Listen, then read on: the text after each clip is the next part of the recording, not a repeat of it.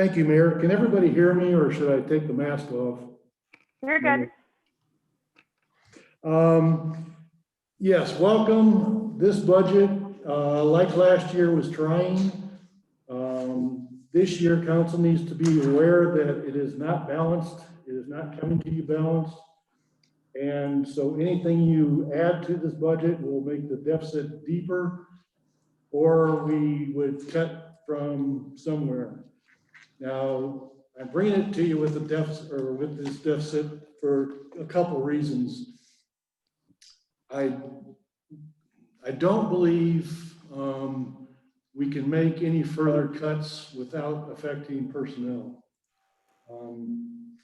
That would be the cuts we would have to be making at this point.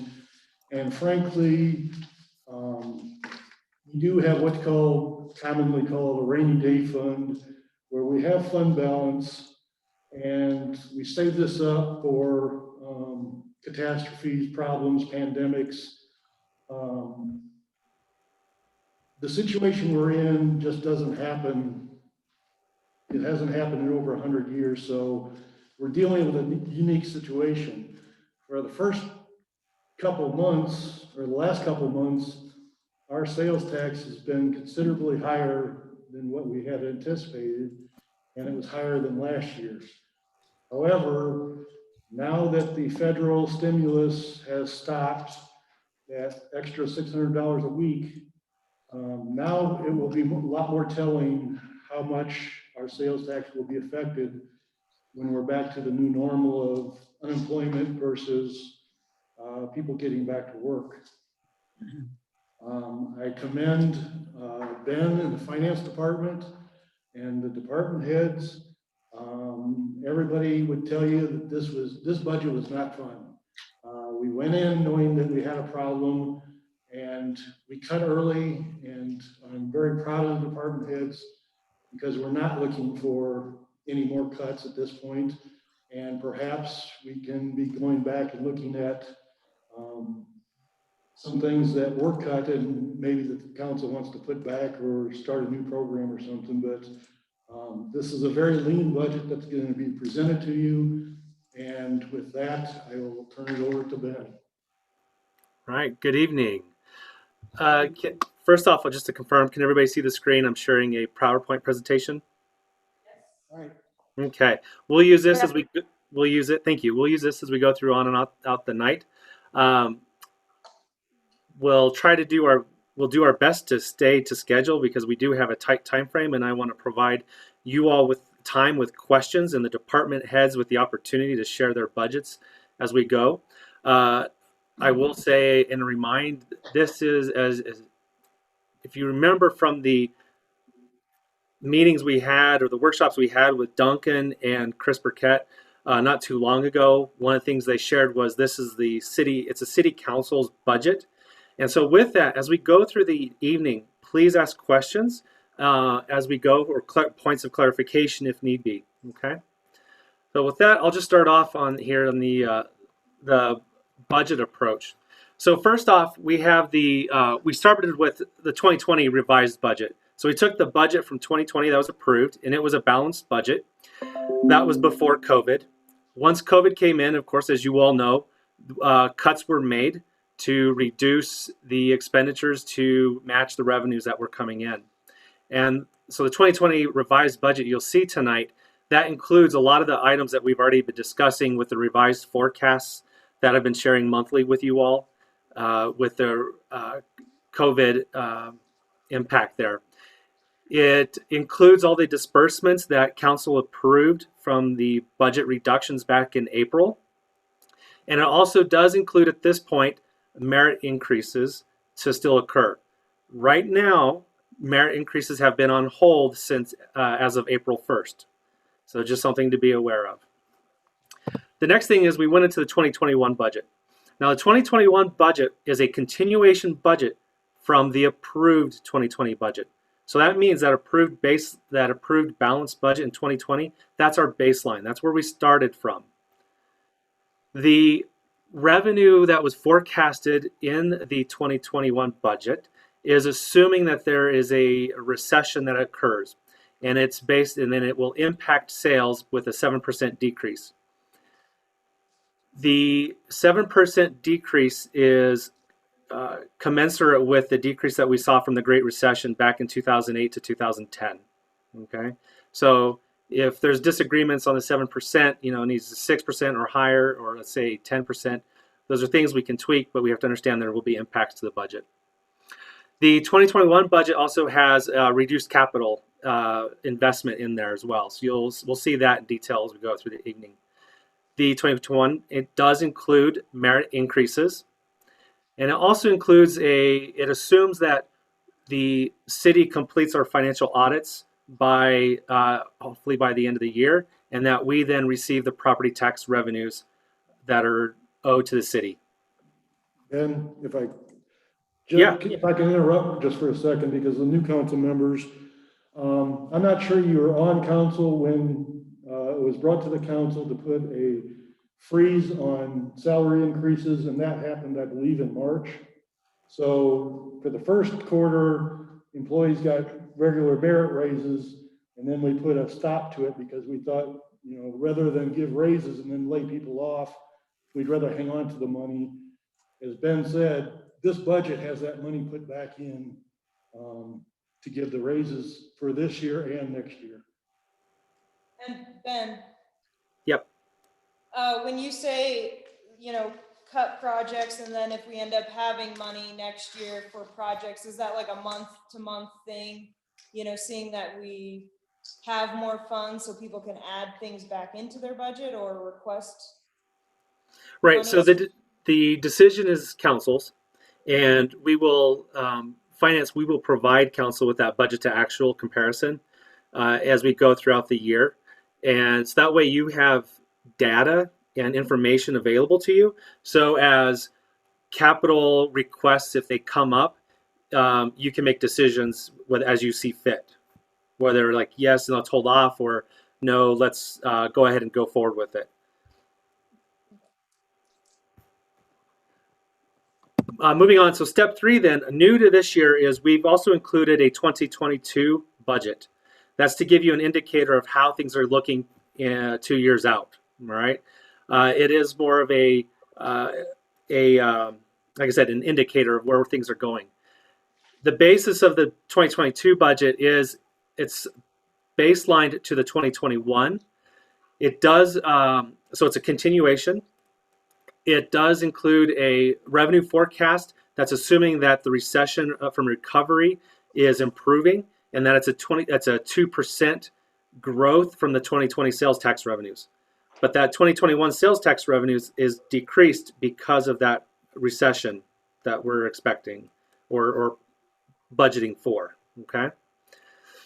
It does also include merit increases, and where appropriate and varied by department, there will be some increases to commodity prices and to services or other purchases made.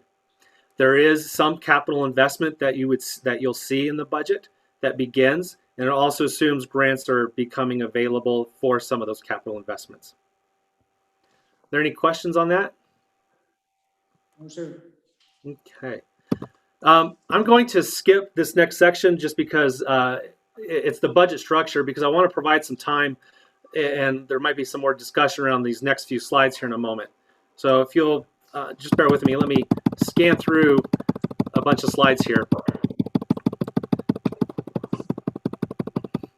Yeah. Okay. So, what's that? I got it all. Yeah, I can do that on repeat, okay? What I wanted to do here is what we see. This is the change in net position, or your net revenue by fund, okay? There's 2 graphs, one on the left-hand side and one on the right-hand side. They're separated only because of dollar amounts, right? Just so you can visually see the information better. On the left hand, you'll have the general fund, the rec, refuse, water fund, self-insured, conservation trust fund, equipment, street improvement. And then on the right, we'll have the airport, the CCN, the dispatch, hydro, shop, tech, and lodgers tax. And what it does is it just shows right there in the middle, you see there's the 0. And above the zero, that is green. Below the zero is red.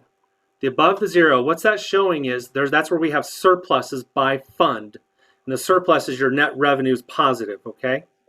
Revenue minus expenditures is your net income, and that's what you have left over to add to the fund balance or to use for other appropriations or disbursements, investments. Below the line then is your deficit. So it shows, so if we look at the general fund as an example, far over here on the left-hand side. Ben, question. What yes, are the Greg. units? What are the units then that this is measuring? So on the left hand, this chart on the left is in millions. The chart on the right is in thousands. I'm not sure if you can see that. I will make this presentation available for you all as well. So you can see it in more detail later. So on the left-hand side, the general fund, or before I move on, was there any other questions then? Okay. So moving on then, as we look at the general fund, for example, here, what we're showing is the first bar here is 2020 revised. The second bar is the 2021 budget. And then the third bar is the 2022 budget. And what you can do then is see the trend over the 3 years of what our net income is doing.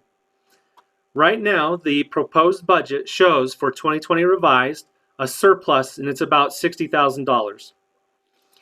The 2021 budget is showing a deficit of about $750,000, and the 2022 is showing a deficit of about $900 to $1,000.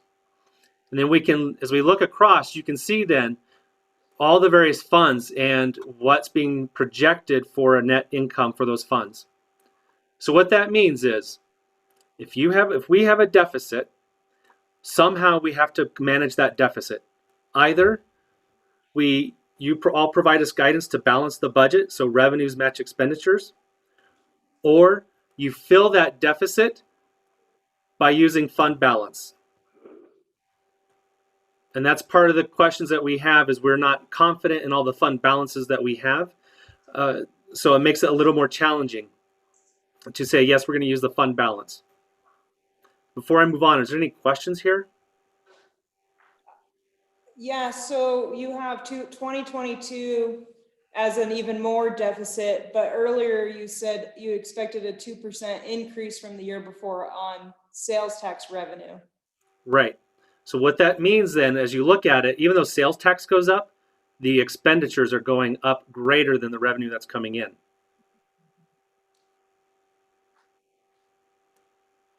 And we'll get into some of that detail as we go, and you'll be able to see that. I'll point out briefly over here on the far right-hand side, which the chart is measured in thousands. You'll see the shop technology and technology fund. They look like they're zero. They should be zero because these two funds are not for profit. They're not in it to make money, so to speak, right? So these funds, whatever the expenditures are, that should be the revenue, because that's what gets charged out to the general fund, the rec center, the refuse, and so on, all the various funds. So they should match. They should be zero. So just to point that out. The lodger's tax, the revenue and the expenditures are just happening to balance, because we really can't go in a deficit there. And we'll go into some of that detail tomorrow night for those funds. So, is there any questions here before I move on? I do have a comment for the council. Keep in mind that we put a inflation factor on the expenditures, but we have not looked at increasing fees and charges and such as those things. So that deficit would not be as bad as it appears there, because every year we will look at those fees and charges, whether they need to be adjusted or not. Thank you. So moving on to the next slide is, and what we're showing here is the fund balances by year. And it's in the millions on the left-hand side, okay? And we have all the funds along the bottom there. That first bar for each fund is the 2020 fund balance.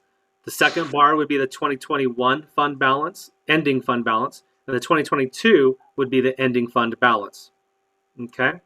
So for the general fund, as we look, the 2020 year-end balance is expected to be just a little over, let's say 4.4 million.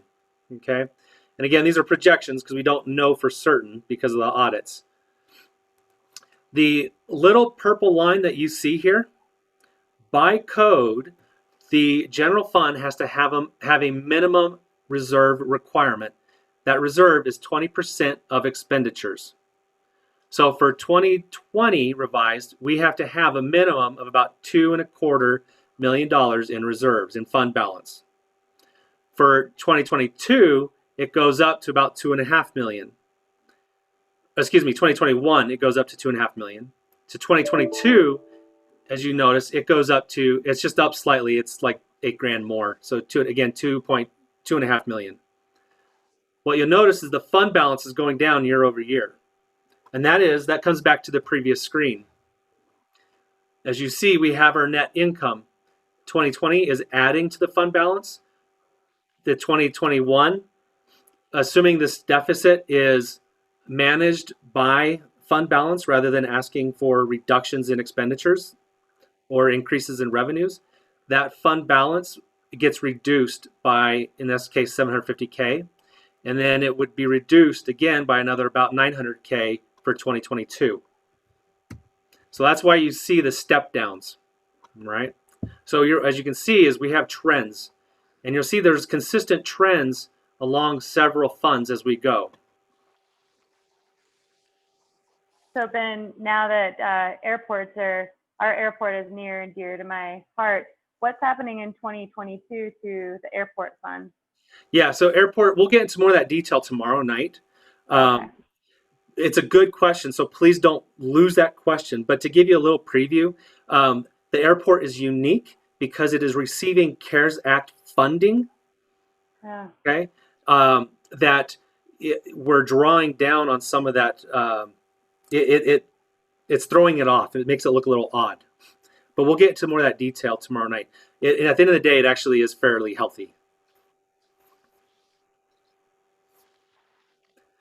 So a point I'll point out for the general fund specifically is, as you see, the minimum reserve is going to be very close to the fund balance, assuming the fund balance is used to manage the deficit for 2022. Are there any questions here? Or John, would you like to any points of clarity or comments? No, I don't have any questions, Ben. All right, thank you, Orly.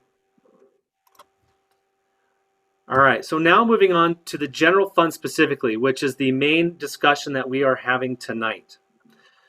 The general fund, what I've put here are our major line items. Major line items are across the bottom. And this is also in the budget document, and I'll pull that up for us real quickly here so we can see that. There it is.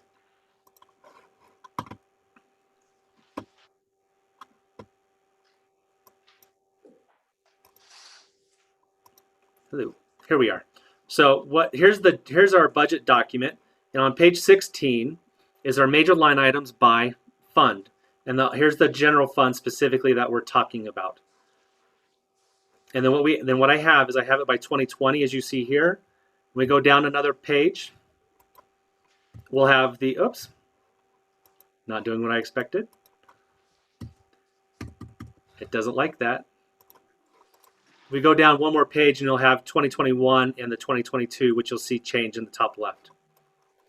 So quickly, just going back to the PowerPoint, is we have our major line items, and this is in millions that we're seeing. So major line items: personnel, intergovernmental, materials and supplies, charges and services, debt service, grants, and capital. The first bar, the blue bar, is our 2020 revised. Second bar is our 2021 budget. The 2022 budget is the third bar. And as you see, we have increases every year in personnel, for example. And that increase is the 4.5% merit that is budgeted in for it automatically. Then as you see is across the board on the other major line items, we have the slight increases year over year. From a percentage standpoint here on the right hand side, you can see about 63% is what is personnel. Then we have intergovernmental, which is 13, material supplies 11, charge of services is about 11 as well, debt services 2, grants is 0, capital outlay. And you'll notice the debt goes to 0 in year 3. And we'll get into this detail here as we go through the evening. Are there any questions here? All right, continuing on. So just focusing on the general fund net change in position. What we're showing here in millions is the revenues versus expenditures. What we have on the far left is the 2019 actuals. The next to that, we have the 2020 approved. And as you see, these dollars, they balance because that's what our goal was last year, was to balance revenues and expenditures. The revised is showing our revenues versus expenditures. Revenues are higher, and that's that 60K surplus that I was talking about. Now in 2021 and 2022 budgets, you'll see revenues are less than our expenditures. And that difference then shows that's our net change in position. That's our net income.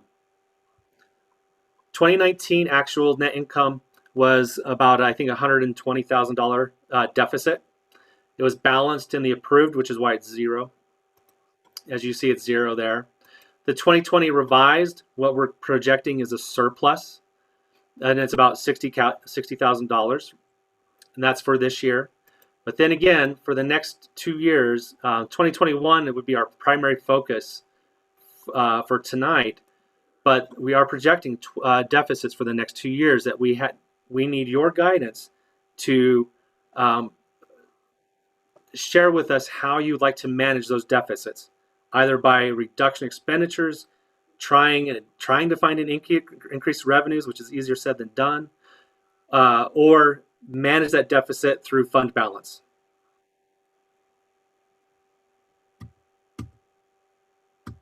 So any questions before I move on? Just now we're into the general fund. I don't have any, Senor. No Okay. questions. I'm sorry, was that a question? No questions. Okay. Ben, I have a question. Yes, sir. These numbers are based on, the projections are based on previous experience and lack of income as of now. Is that correct? So let's break it. Your question is a good one. Let's talk about it in 2 different ways. So we have revenues and expenditures that are both kind of done separately. Okay. Right. The revenue standpoint is break it down, and then we're going to get into the revenue kind of detail here. So let's talk about revenue specifically, and let's come back to expenditures, if you will. Right, David? Right. And hold me to it if I don't answer your question. We'll get back to it. But from a revenue standpoint, we break it down into all the different categories. And if we look into the budget document here, and I'll bring that over briefly for us, is we break the revenue down into this line item detail. Okay, so we have a major line item at taxes, line item by like property taxes prior year, and then the detail. The largest component of our income, which you see here, is our taxes, our sales taxes. And then we have intergovernmental. So we say, okay, well, what's taxes? As we look at taxes, the breakout is we look at 2021. Here's our biggest, largest chunk there. Sales tax is $7.6 million. When we look at intergovernmental, let's just scroll down here. Intergovernmental is made of revenues or monies that we receive from the state of Colorado. There's a couple large portions. One is our highway user tax that we receive from the state, where they collect it, the state collects it, and then appropriates and shares those revenues throughout the state of Colorado to different localities. The next large dollar amount is the mineral leasing and along with the government severance tax. Those dollars, that's about $700,000 that we're budgeting for, is they are related to the extraction industry, so oil and gas. Okay, taxes that are levied upon them. The state collects those taxes, and then what they do is allocate it to all the municipalities throughout the state of Colorado. Now, how do we forecast? What do we do? Coming back here. So this is probably jumping a little bit. Let me just go back for a moment. So we'll look at each of these line item details because that's where the data is. And for sales tax, we'll look at historicals. That's how I look at it. I look at it historically month by month. And that's where you see trends that happen because of tourist season or because of the holiday season. You see that in a normal year. Of course, this year it's a little wonky because of COVID, but that's what we're looking at. We look at that detail. And then we're going to say, okay, what we also see is in general, what percent of increase do we see year over year? And typically you're seeing about it varies from a 1 to 6% over the last, if I remember right, 10 years, year over year. On average, that's come to about 3% increase 3 to 4% increase year over year. So that's kind of what we've done, right? Typically. But this year, as we said, for sales tax, we said we're assuming there's a right or wrong. We're assuming that there is a recession that's going to be occurring in 2021. So therefore, we said, okay, our baseline is the 2020 approved sales tax, because that's what we would have, the sales tax budget, that's what we thought was going to be coming in pre-COVID. And we said, okay, let's just take 7% off that month over month. Hopefully we don't have a recession, and if we don't, our revenues will come in higher, of course, right? And that's where then we'll provide you all with updates every month. So that's kind of how we do that. A lot of the other areas of revenue, so like we're looking at licenses and permits, I'll work with the various departments and say, okay, what are you projecting for your revenues here? And often it'll be based off of historicals. Okay, so like our permitting, it'll be more like liquor license. You know how many liquor licenses you get every year, and you typically know, how much, what the fees are associated to that. So it's more or less simple math, and so it's very straightforward. As an example, as we go to recreation, though, working with Dean and his team, hey Dean, what are you looking at, for green fees? What are you looking at for your passes for the golf course? What are we looking at for playground days programs? And often that'll be based off of if there are any rate changes, they'll include that, but also historical usage. So it's really based off of historical. Right. Coming back, so does that answer revenue side? Are there any questions there? Okay, moving on to expenses. Expenses, what we pretty much do is, let's see here. I'm on the general fund summary revenue disbursements, and it's page 19. As you look at the expenses by department, each department goes through their budgets, and they, what we ask them to do, it's more or less, it's a continuation budget, meaning it's what did it cost us to run, and from an actual and also a previous budgets as data points. That's what it's going to cost us to run today, assuming no changes in services or quality of services. With that said, though, is the approach we take is every department has to still go through at a line item or account detail and justify what costs go into there. So, for example, I budget for training. I have to write down what trainings I have for the team to attend, and I estimate costs for that, and that's how I develop my training. So it's a mix of continuation plus justifying every dollar amount from an expense standpoint. So did I answer your questions there, David? I'm still trying to digest some of it. Ask away. What do you need clarification? Because if you do, other people might as well. I think the more you explain this, the more we'll be able to understand. Right now, I'm kind of grabbing at some straws. Sure. No, I appreciate it. I'll pose the same question to the rest of the council. Does anybody else have any points of clarification or to repeat something I mentioned? Okay. So just going a little more, continuing with the PowerPoint here for the revenue standpoint, is I'm going to break it down by year on what was some of the approach that went into the revenue calculation of budgeting. So the 2020 revised revenue is, again, it's based off of decrease in sales taxes due to COVID, which we've been sharing with you every month. And it's using those same numbers that I've shared with you in previous meetings. There is a point of notice is recreation programs, which is this kind of brownish tannish color here that you see in 2020 revised. Let's see in the third column over. Those are decreased this year from what was from what the initial budget was and what we've actually brought in previously, and that is because of closures. You know, the outdoor swimming pool, other programs that were not running due to COVID. So we've taken a hit on those revenues. That's decreased as well. So it's not just sales tax that we're getting a hit on, which turned out different, but it's other programs. We're also assuming in Q4 still, as we've shared with you, is Q4, we're assuming recession kicks in, and that's about a 7% decrease for that Q4.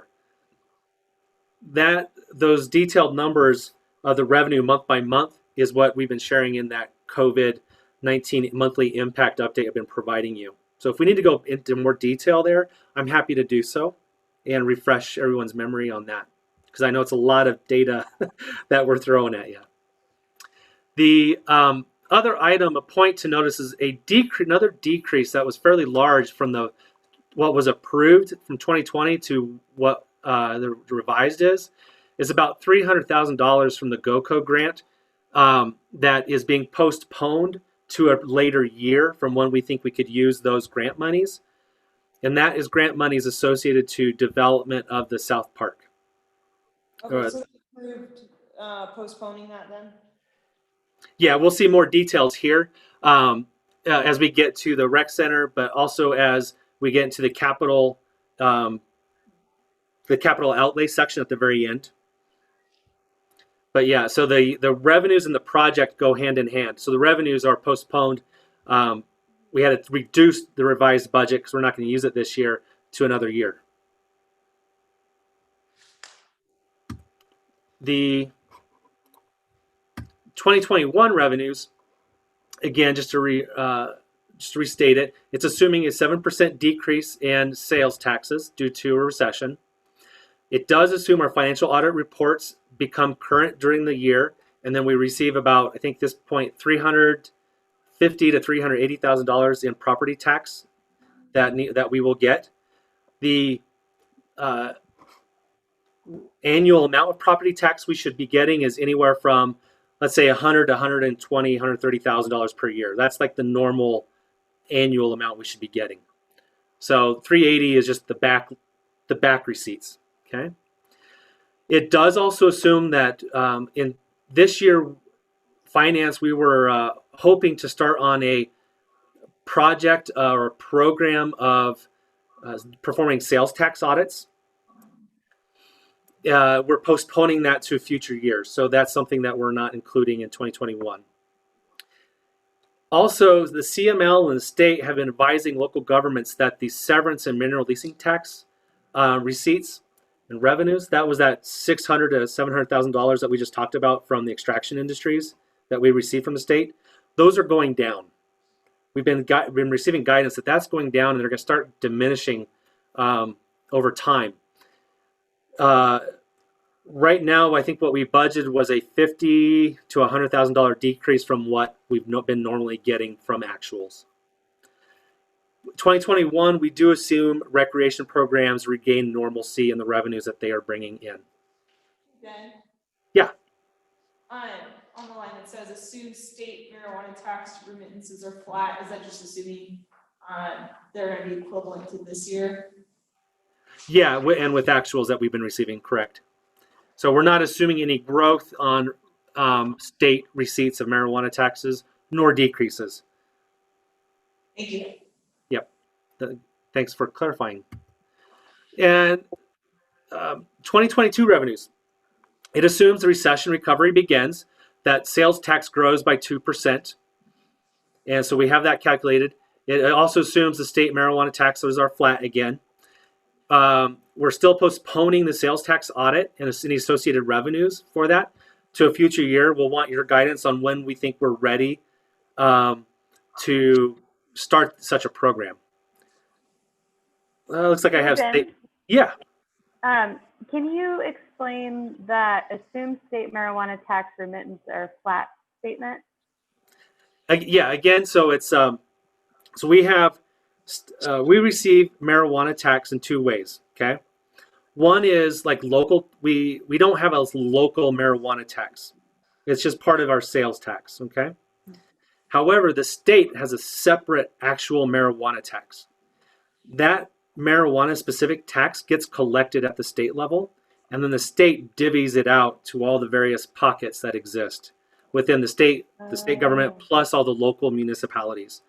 We receive a good chunk every year, and I'll bring that up. I'll show you here how it's in the budget where you'll see it.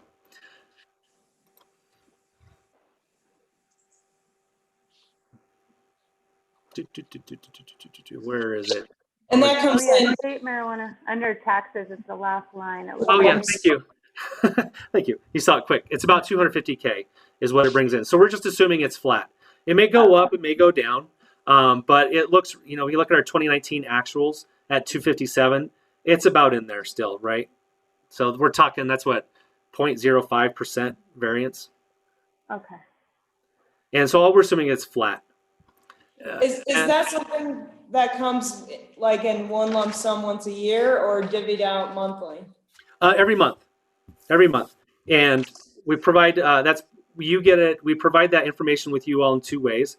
One is in my monthly financial update that I provide you. The second is, I believe, the city manager provides you all typically in his either biweekly notice or of.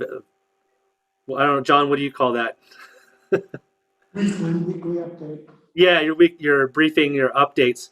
When he has the numbers, he shares that with you as well. So we get that. Actually, we get it monthly. And then again, for 2022, we assume that the severance and mineral leasing taxes are starting to decrease as well.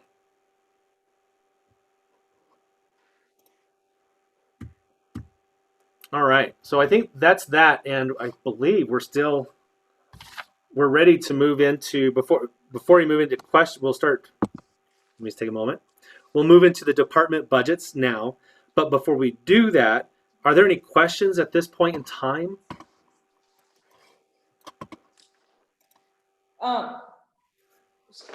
Does anyone else? Okay, I just have questions about this, these revenue projections where it's broken down, the taxes and the licenses and the intergovernmental. Yep.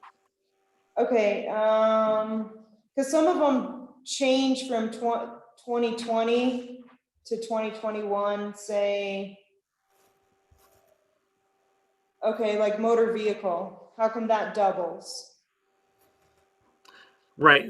So motor vehicle, the way it was being accounted for from us on the back end, it was split between a couple different accounts. So it's just how we adjusted it to where it's still the same amount. It's still consistent with what we've actually been collecting. It's just where it's being accounted for to provide more transparency. Okay. And then as you see, if you look at 2019, it's 0, but that's not the case. If I remember correct, it was I may have this wrong off the top of my head, but I believe it was included in sales tax. and then building, I assume that's building permits. Yeah, for here, but what you'll notice it's how it was in what category it was prior to me starting. Building permit use tax was up here in taxes, but really we don't have a permit use tax. we have building permit fees, and then we have a separate use tax. The use tax itself is included in the sales tax. But the building permit fees is down here that you see in the licensing and permit section. So it's us trying to improve the categorization that we're using, but we are still we still have legacy categorizations that we have to address. So for me to balance, like if you wanted to reconcile the 29 some of these prior year budgets and actuals, you got to look at to prior year budgets. We got to include these other categories, even though we're not using them anymore. Okay. And then the Welcome Center, so did the state stop giving us funds for that when the changes were made to the Welcome Center? That is correct. Now Mesa Verde Country gets the Welcome Center grant monies or those funds, yes. Okay. That's really all I have. Ben, I have another kind of a general question for you, Yes, sir. or could be a dumb question also. What sources of revenue would be most likely to increase measurably or would be most helpful or productive to growing the budget this year or next year? So here's how it is, and by the way, there's no such thing as dumb question, okay? So just put that off. It's actually kind of a good question. So we say, hey, we have a deficit. How do we manage that deficit? We either do it by reducing expenses, increase revenues, or you manage it by using your fund balance. So if you say, let's do it by revenues, you got to increase your revenues. And that's where the crux of your question, I believe, comes from. Right. What revenues do you think can we increase to help manage that deficit? Absolutely. When you look at it, let me pull this PowerPoint up again, just because of as you look at the boxes here, okay? And let's look at 2021, okay? As we look at 2021, where those big chunks are, that's going to be where you'll get the most benefit or gain from any increases, right? So it's like you can, it's kind of like you can pinch a penny to save $1, but that doesn't make sense, right? So I can try and add pennies when I need to add dollars, so to speak, as a revenues perspective. So what's that going to be? That's going to be your sales tax. How do you increase sales taxes? So one comes down to is the assumptions that we put into forecasting the sales tax, right? So if we change, right now we're assuming it's a 7% decrease of sales tax due to a recession next year. But let's say a recession doesn't occur. That decrease is gone and that revenue will dramatically increase. I see. Right? So there's a potential there. But here's the thing. We can't control that. So right now we're probably being a little conservative on planning for a recession following COVID, just because times are so volatile, and nobody can agree. Economists at all levels can't agree what's going to happen. So out of caution, we're sharing with you how we've budgeted revenues. And if you all say, you know what, we don't think it should be 7%, we think it should be at 4%, I can go back and I can adjust those numbers accordingly and provide you with show you with how that modifies or changes the surplus or deficit. Thank you. Other areas then are the intergovernmental. We can't really control those. Okay, again, the intergovernmental majority of that was the mineral leasing severance taxes. We can't control that. That's all at the state level. So then what programs do we have and what programs are we charging for? The next level is, let's see here, the recreation center. Okay, and the rec here is, not recreation center, excuse me, recreation programs. And when we talk about recreation programs, again, I'll pull up the budget here. I'm looking at page 21, recreation programs, where it details all the different programs we have. What could you change here? You could increase green fees. You could increase passes and tickets, the golf cart revenue, the pool, right? Increase admittance, playground days, increase those costs. But as you increase all these, are you going to question these programs because they are low in dollar amount? Is that really going to help fill that deficit, right? And already when you think about, let's say, playground days, is that a service that we provide to the community that we really don't want to make it harder for people to utilize that service by increasing costs, Right. right? Yep. So at the end of the day, when we come to like revenues, the sales, those things that we can control, and not really control, but we can manage how we budget, is the sales tax on budgeting. Getting new revenues is hard. It just is, right? So if we say, hey, we don't have a local marijuana tax, we want to do that, you have to follow the process, and that vote, that would have to be a vote that goes to the community. So it's nothing that would help you this year in 2021, right? Because you can't just do it. You got to go put it to the vote. John, do you have any comments on revenues or points that you may agree or disagree with? No, I was gonna point out that same thing. In order to increase sales tax or a marijuana tax, we would have to go to the voters, so it's a considerable ways off before that would even take effect, and there's no way it would be in 2021. So we're talking, as Ben said, little fees, building fees, things like that, but they're not gonna make a big hit in anything. Mm-hmm. Something that was done last year with council's guidance, John had brought to council and said, hey, we should be charging for the services that the general fund provides to other funds, we should be charging those other funds for those services. For example, HR, payroll, finance budgeting, city manager, city clerk, services to, let's say, like the water, the refuse, street. We should be charging those other funds. So beginning last year was the first time that we started charging those other funds. And as you look at the interfund services here on page 23, you'll see that and that's about $500,000. The more services that we can cost in a reasonable manner that's fair and justifiable, okay, not just to cover general fund budget, but the cost that we can charge out to other funds, that is a mechanism that we could use to bring in revenue for services the general fund's providing. For example, right now, we're not charging dispatch services provided by the general fund. Okay. If we did, we would get a little bump or increase in revenue here. It wouldn't be huge, but it might help. There are reasons why we haven't done that, and that's partly because of we have customers there, and we want to make sure they have time to be made aware of the changes and to understand the impact on their own budgets in the future, because their costs would go up.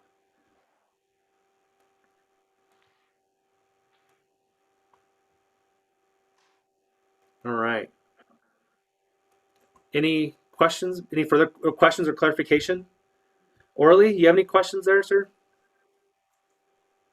No, I'm fine. Let's go. And yeah, because comparing to last year and this year, I think we're going on the right flow so far. But the only thing is that marijuana tax, like you said, it has to go to the voters.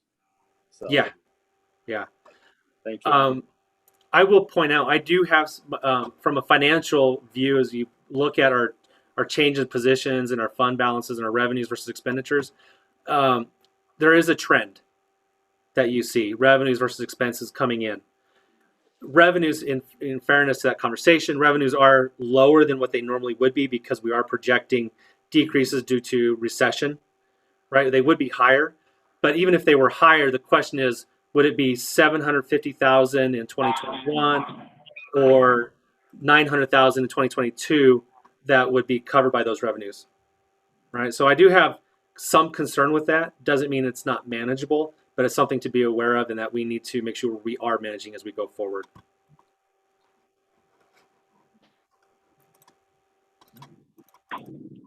Ben, but I Arlena, can you scoot in a little? We can't hear you. Thank you, honey. We can't hear you. Thank you.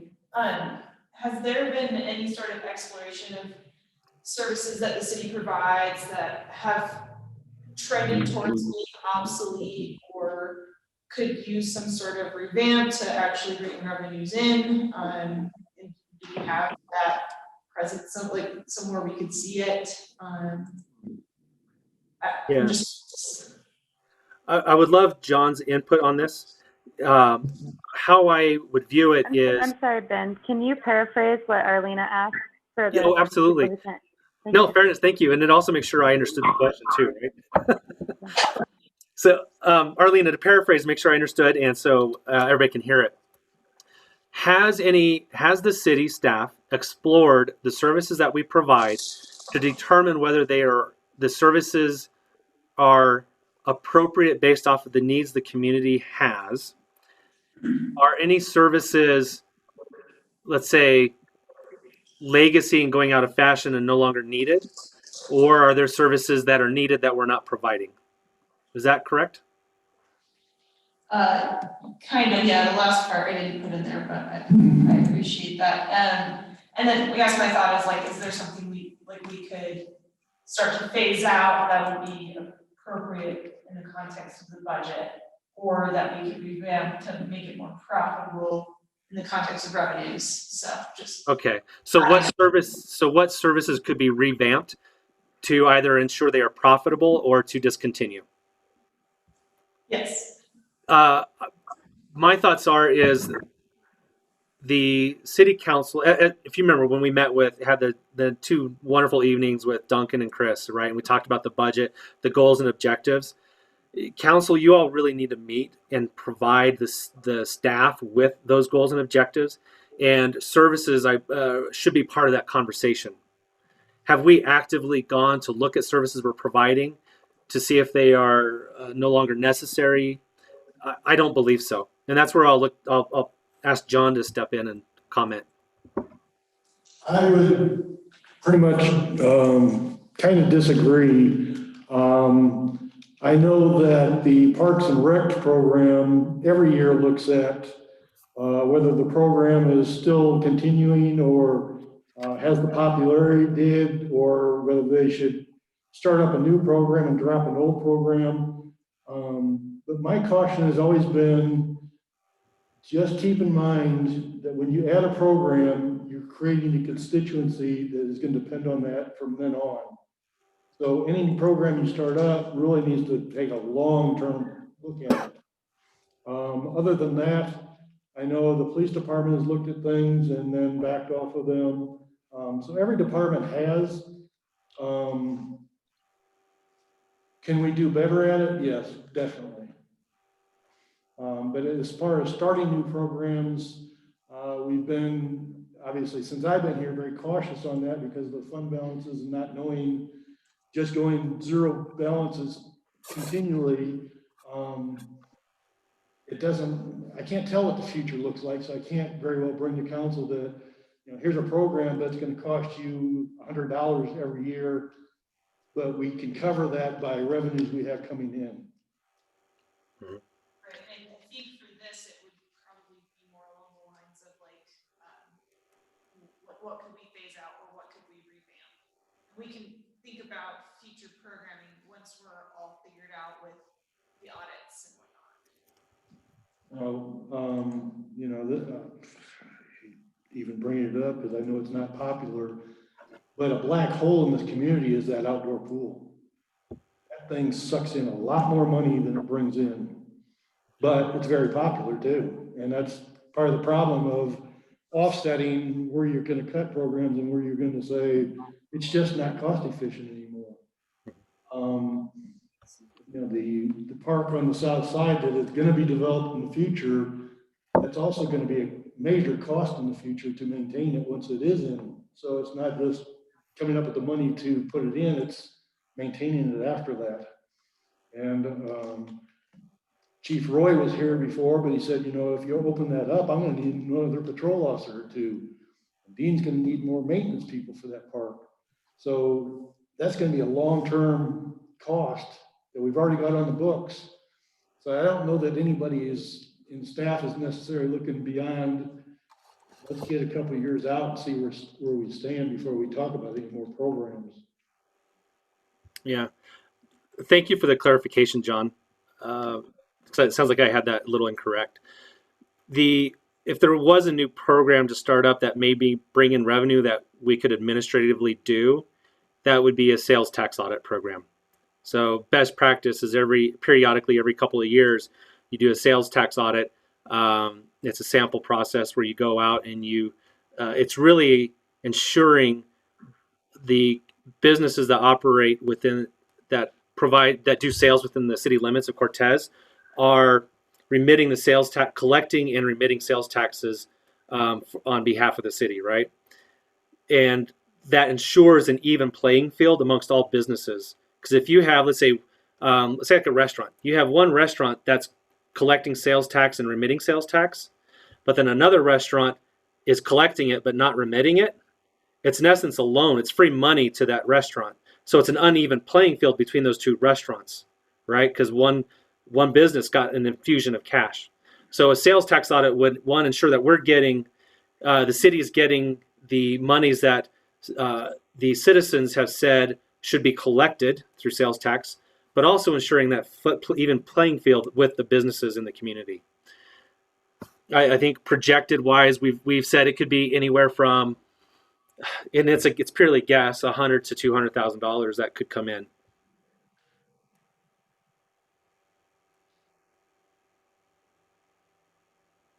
So good discussions. This is Mayor Levy. Going back to the marijuana tax, you mentioned that it has to go in front of the tech or the voters. Maybe that might be something we should consider in the future, looking into that. Yeah, that's an option that I understand there's processes that have to be followed, and Linda can give some of that detail. Right, and from my understanding is that as a city staff, and we can't really be involved one way or the other of pushing that, right? Okay. But it's something to be considered. It would be my thoughts. Thank you, Ben. Mm-hmm. On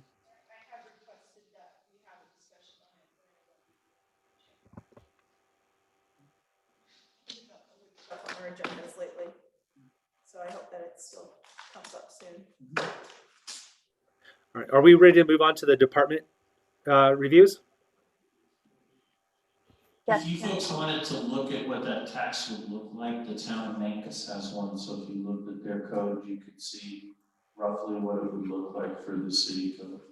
Dolores has also adopted a town marijuana tax. Right, but Mancos has withstood time, and that's what I forgot about Dolores, but yeah, Mancos has had theirs since the inception. And I'd like to just go back very briefly to Arlena's question.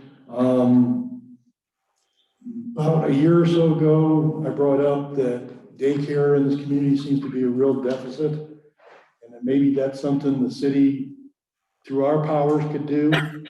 I know Rosa and Peyton were working on it, and then Peyton left, but she said, I'm going to use this as a paper and I will send it to you. But I can tell you now, it doesn't pencil out.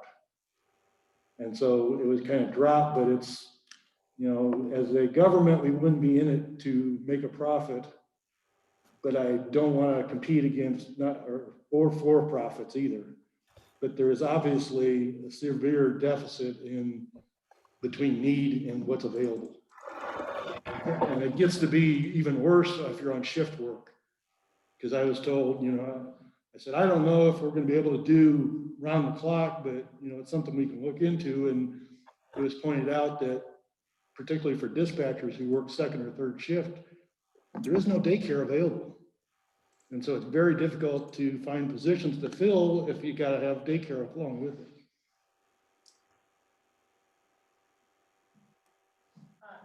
I would like for there to be further discussion around daycare, and if there's a way we could drive that as city council, I think we should. In my other job, like I'm trying to figure out barriers to childcare and trying to get people connected with benefits that help them get connected with childcare, but unfortunately, there's no service providers in the area. Yeah. We have an overabundance of children that need to be in childcare, and there's just not enough here. So. Well, and I think it's a matter of what's worth going into deficit for, like what services can run at a deficit that are still beneficial to the community. So John, can I task you with putting that on a future agenda, please? Daycare? Daycare conversation. Thank you. Okay. Am I ready to go on, Ben? Yeah. So we'll move into city council. John, just before you start, I'd just like to give a little lay of the land, as it'll be a good platform for the rest of the night, if you don't mind. I'll just add one thing. I didn't hear it in Ben's presentation, but we do tend to talk in acronyms that people outside the profession don't understand. So if we say something that you don't understand, please stop us, because nobody else can understand it either, but it's just habit. Yeah. Use of acronyms, terms. So, all right, so just starting off here, as we go through the evening, every department will have a section, like here's the city council section, with a brief discussion or description of what city council is and what it does. Then what we have below it is a table with the major line items on the left-hand side. And then what we provide is some data points across the top of this table. So the 2019 actuals, the 2020 approved budget, the 2020, then we'll have the 2020 revised, the 2021 budget, and then of course the 2022 budget to give you an idea where things are going, okay, as an indicator. Down below every table, you'll see a section here that says FT or FTE. FT stands for full-time. So those employees that are working for the city full-time and receive benefits. FTE are full-time equivalent. So part-timers, seasonal workers and such, where they don't receive benefits. The numbers, you'll see numbers as we go throughout this presentation tonight, where there are numbers with full-time and full-time equivalent. At this point, I'm going to ask you disregard those numbers, okay? They are meaningless at this point. So we will get revised and accurate numbers as we progress through the next couple of weeks. All right, John, with that, I'll hand it over to you. Okay, I can make this extremely brief. In the city manager's budget, last year at the revised time, I gave up essentially 2 positions. I had a resignation on the executive assistant, and I have not filled that position, and I don't intend on filling that position. And then I also lost an intern. So that budget dropped considerably. And as I was talking with Ben, 2021 is probably okay, but by 2022, I think some kind of position is going to have to be added back in to assist the city manager. And I would hope at that point it can be done through restructuring and not just adding personnel. How do we stay involved with that school program that brought Peyton? That is an internship program, and it was part of the budget through DOLA. And since we weren't eligible, I didn't even bother trying, but it was a good program, and I'd like to, once we're able to get grants and things, I'd like to get back into it, because if we can get more people like Peyton, it's really a well planned out program. Are not eligible because of the audits? Okay. But as long as there's potential to, Yeah, we'll be right. I would strongly suggest we get right back in it and push hard to get as many interns as we possibly can. Any questions on the city manager budget? are you also gonna talk about city council budget? That's where I'm going next. And then the city council budget. There isn't a lot in your budget. We did increase, grants and things because we put in, in this year's budget, there was $10,000 put in for the Public Arts Commission. And for next year, that's been lowered to $5,000. It is no longer in the Arts Commission's budget. It is under council's budget now. Point of clarification, it was in the library budget previously. I think that's what John meant by Arts Commission. It was in the library budget, and now it's under city council budget. Thank you. Yes. And then, Ben, can you pull up the travel and conferences? Yep. 'Cause I think for this council, that's the biggest thing. It was a crapshoot, but most of you are young, so I figured, or new, and so most of you would want to go to CML and get some trainings done and things like that. So I just, we put money in there. I'm not sure it's going to be enough, but I think it's something for you guys that you need to talk about. All right. So we have that on the screen. So under travel and training, how this will work is here's our travel and training line item. And the Ben, can you make that any bigger? Because in here you can't see it. squint. I am. I need binoculars. Yes, yes. Yeah, so travel and training. How this works is you have the account and the travel and training description. Here's your 2020 approved budget, your revised budget, that's this year's, the 2021 budget, and then the 2022 budget for training only right now. That's what we're focusing on right here. So I think as John had said is, I think you said CML, John, and Yes. just other general conferences. So you have 14.5 budgeted for next year and 14.5 the following year. Because CML has a conference every year. Yes. Okay. And for the council members who have been to it, I think they would agree with me that I would strongly recommend that any of you who can attend those to do that because they are very educational. I've been to one of the CML conferences and it's money well spent. Okay. Then you also have, John, I don't know if you were going to go into it, your membership and dues, just give you all an idea. Ben? Yeah. Sorry. I had an open moment and then you started talking at the same time. Oh, I'm sorry. It's okay. Are we making adjustments right now, or is that gonna be like day 2 when we make those adjustments?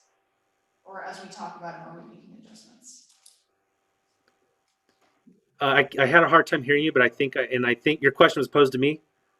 Yes. Okay, I think what I heard was, if adjustments need to be made, how are we going to address them? Are we going to do them right now, or will we go away and do them? Is that the question? For the most part, yes. Okay. We were, I believe Lynette is online helping, and she's taking notes. So if we have any adjustments that need to be made, she will make note of those, and then we will go away and redo, make the adjustments and reload the whole budget, because this is a very manual process, unfortunately. We will reload the budget and update the document that you see here. Okay, so then how many council members are you calculating, like, going to conferences? It was just numbers that were kind of given to me, so I don't know exactly how much how much the conference even is. So I think it was just a general estimate of what's been experienced in the past.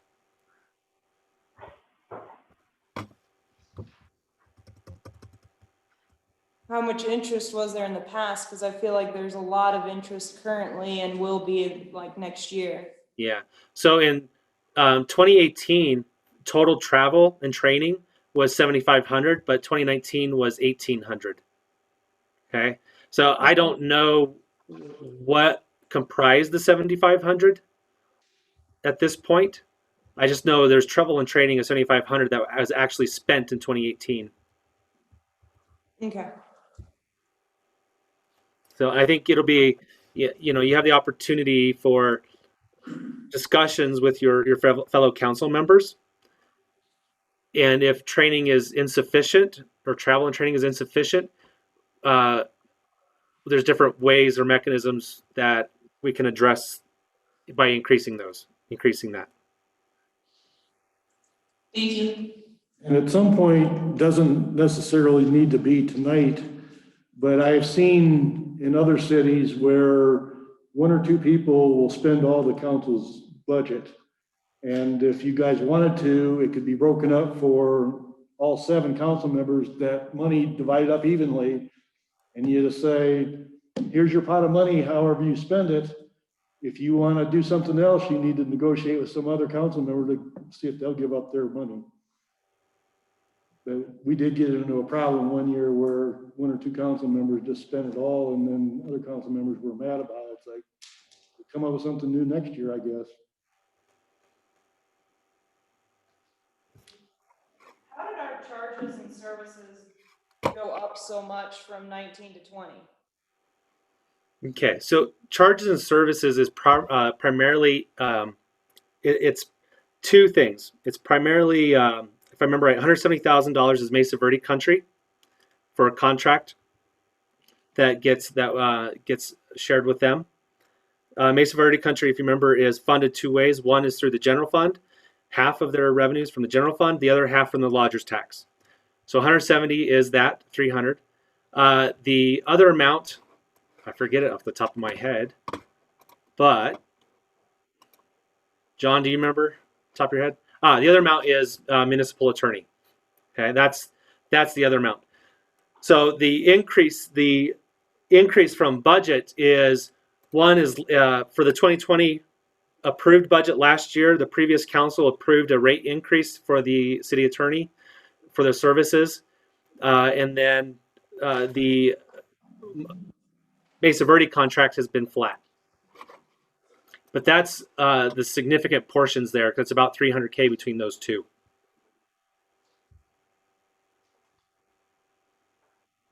Because the Mesa Verde Country was like a one-time thing. I guess I don't understand how it jumped 120,000, or is it because of litigations? So the approved budget last year was almost 400K. That was, or the approved budget for this, the initial budget that was approved was about 400K. What we're saying is the revised budget is 294, which is a little bit over what the actuals of 2019 were. Okay. So what we're saying is the 294, what is 294 comprised of? 294 is comprised of 172 budgeted for Mesa Verde Country. And then I think we just saw about 110, 115 for city attorney services. Okay. And then it's assuming flat for the next couple of years. Of course, it can go up or down for the city attorney based off of actual usage, so to speak. Well, and if it goes over predicted, does Mike let us know, or is that? Somebody has to tell me where I am in my budget, because I don't track it. But this year you had some additional expenses with the hearing for the marijuana license. You picked up a lot of extra time there. Muni Corp was flat for a few months, so that sort of equaled things out a little bit. But let's keep Muni Court. I believe doesn't that goes on underneath the municipal department budget, if I remember correct. It didn't used to. That was always the attorney was separate from Muni Court. That budget was run by council and the manager. It wasn't run by Ms. Odell.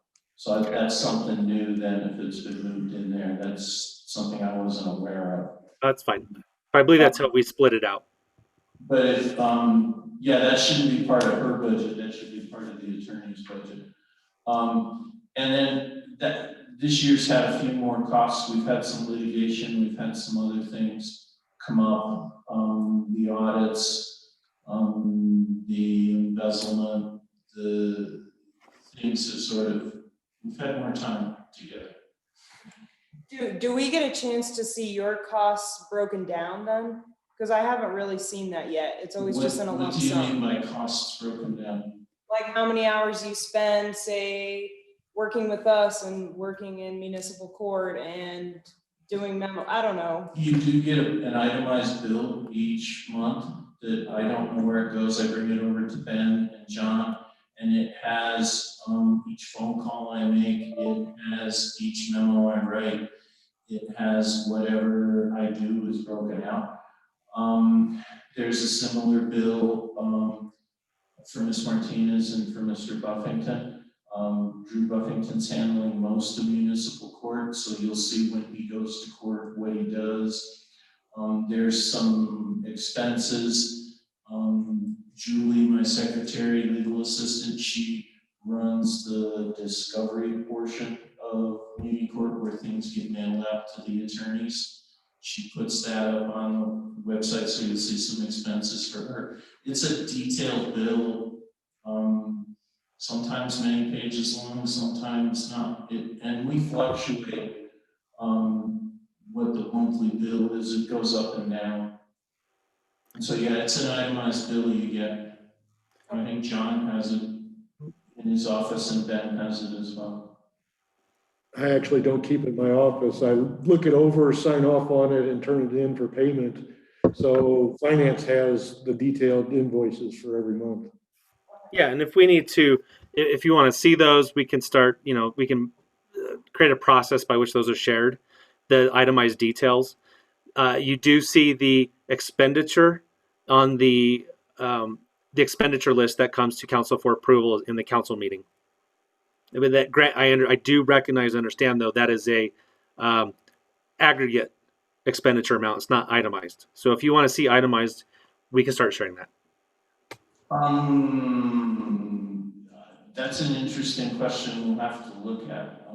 Some of that's privileged materials, and so I don't know.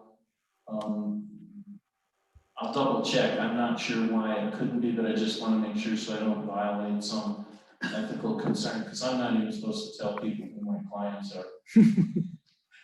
So it is a public thing though. So, I don't know whether we would have to redact things or not because of how I write the information in.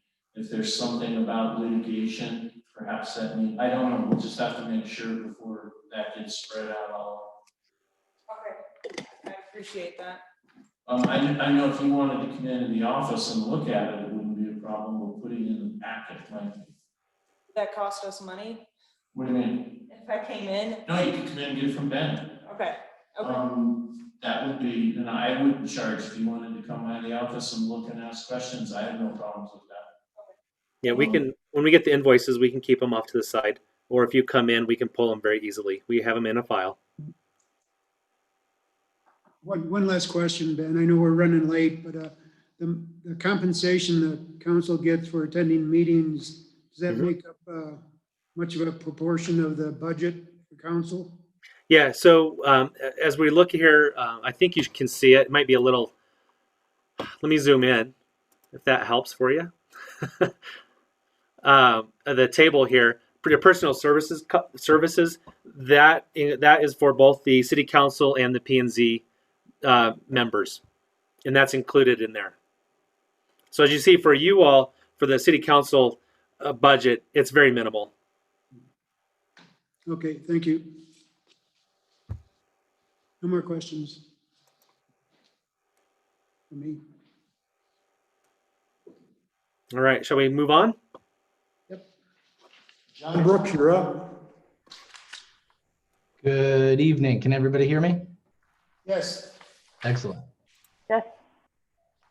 All right. So this year I relinquished quite a bit of budget to help meet goals, which kind of put us in a weird position to try and market the city, and of course no events because of COVID. But feel that basically these last few years I've been able to do quite a bit, do a lot with a little through partnerships and things like that.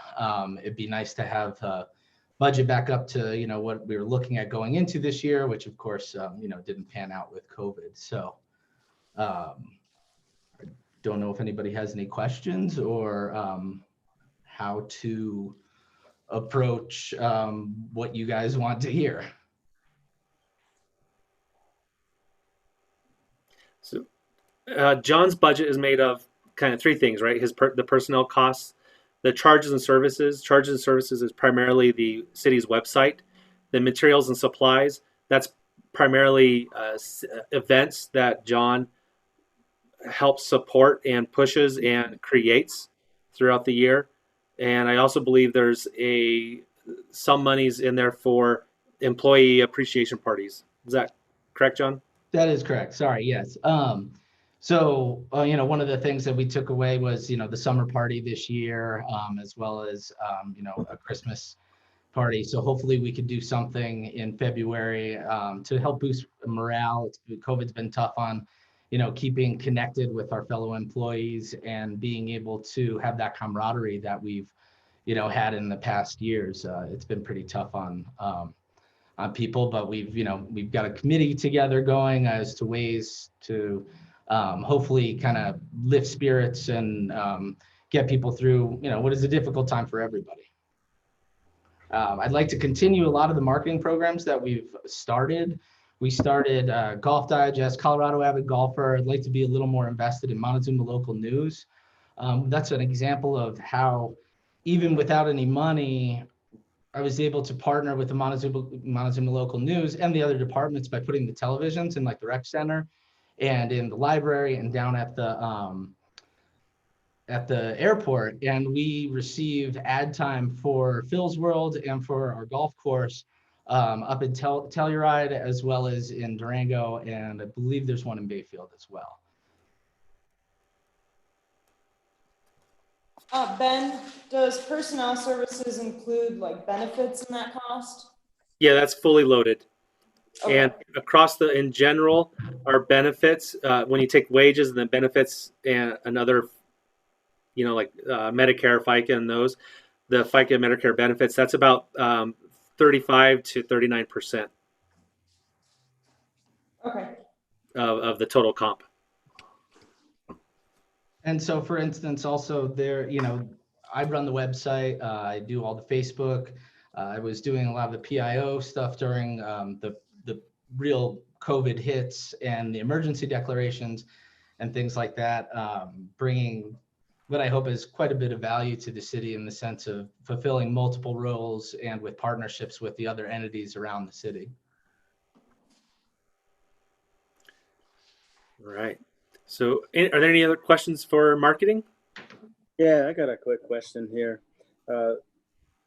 John, when you mentioned that the budget kind of dropped and you wanted back increased on the advertising part, did I hear that correct? Yes, that it would be great to be able to continue the programs that we've already started and expand upon them. Okay, the reason I was asking is because I thought with Mesa Verde Country and Korea and all that, that's the reason we kind of dropped the budget, because it was duplicating stuff. You guys are supposed to be working together. We do work together. I wouldn't necessarily say that it's duplication. In a lot of ways, I feel that I'm kind of an idea person. And so what I guess a lot of what I do is I come up with an idea and then I try and mix and match and pull things together. Like, I'm not sure if you're aware, but right now, about a month ago, I came up with the idea to do 4 corners, 4 courses. And I approached Colorado Avid Golfer. And for the cost of mileage, hotel rooms, and food, we are getting a feature done about golf in basically the 4 Corners area, and Cortez is the hub of golf for the area, utilizing Colorado Avid Golfer, which we have a partnership with. Of course, Mesa Verde Country helped with the rooms, and Korea helped with some of the meal for like a Cortez cash card. But I think that, I don't really necessarily think it's duplication. I think that a lot of it could be that, I'm going and asking for, I guess, to partner up with some of the monies back. But I think that the city needs to have their own programs and marketing our own assets without having to go and ask these other entities to, always for money. And the other question I had was, is that the only thing you really promote is the golf course, or do you promote anything downtown? Do I promote anything downtown? I mean, I created the TES Talks, which we hosted at the Sunflower Theater, created Third Thursday, and also Phil's World. We did an ad in a magazine. We did a matching grant with Mesa Verde Country this year, where we've got a lot of collateral. Basically 2 years ago, I realized there aren't even signs for Phil's World out there. We created stickers where it says, Phil's World, get your fill, Cortez, Colorado, because we realized that, Durango is basically trying to steal that Phil's is theirs. And so we put those stickers all around Durango. We put them in town here in Mancos at different places for people to start branding Phil's that. And we were going to get a writer to come down here and do a story with Phil's, and then COVID hit. So hopefully either in the fall or spring, we can get somebody to come down and do Phil's. I really think those are the two really main marketable assets for the city to really push. But also, you mentioned downtown. I created the Kids Santa Christmas shopping event. So yeah, we do a lot downtown, actually. Okay, no, just because I remember stuff like that coming up, but I don't know if it followed through or on that behalf. And you also mentioned grants. One more question, I'll leave you alone, John. When you mention grants, maybe a city manager can help on this answer too. Is there grants that you can get for marketing? Or I don't know, because right now we're in a different situation, but there's such thing you can get grants for marketing to help out the budget? Yes, I believe there are some, but it's not worth pursuing right now. That grant was basically through Mesa Verde Country, and we just helped support that. So we didn't facilitate that grant. Okay, all right, thank you. John, this is Arlena. I was just curious, or I just want to say first, I think it's great that you were able to still accomplish some really good things, even though your budget was lower. I guess I'm curious to know if you have like an annual marketing plan or something of the sorts that we could reference. I'm curious to know like what you've got in store. I know that you said that you're an ideas guy, but I'm curious to see if there's something written down, some sort of plan. Absolutely. Well, I think it's not only continuing programs, but also getting more fam trips down here. Like I said, I think that pushing the golf course and pushing people who play golf, they have money, and people who bike, they have money as well, and they're going to spend money in the community. One of the big ideas that I want to do is 81321. August 13th, 2021 will be the only time in our lifetime that the date matches our zip code. And I think we should have, especially coming off of COVID, just a kind of a really big Cortez Day celebration. So something along those lines. As far as the weekend, it's actually Friday the 13th next year. So yeah. So hopefully maybe we'll just do it on Saturday and call it. But would it be possible to get some sort of written plan of marketing for next year from you? Does that exist?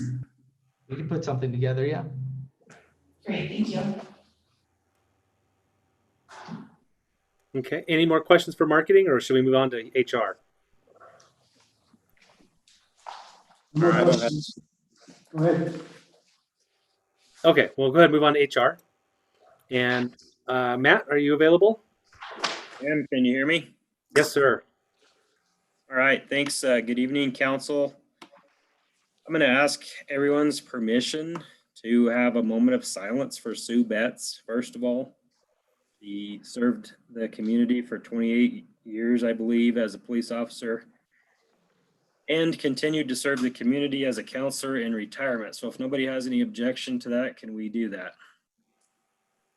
Yes, please. I agree.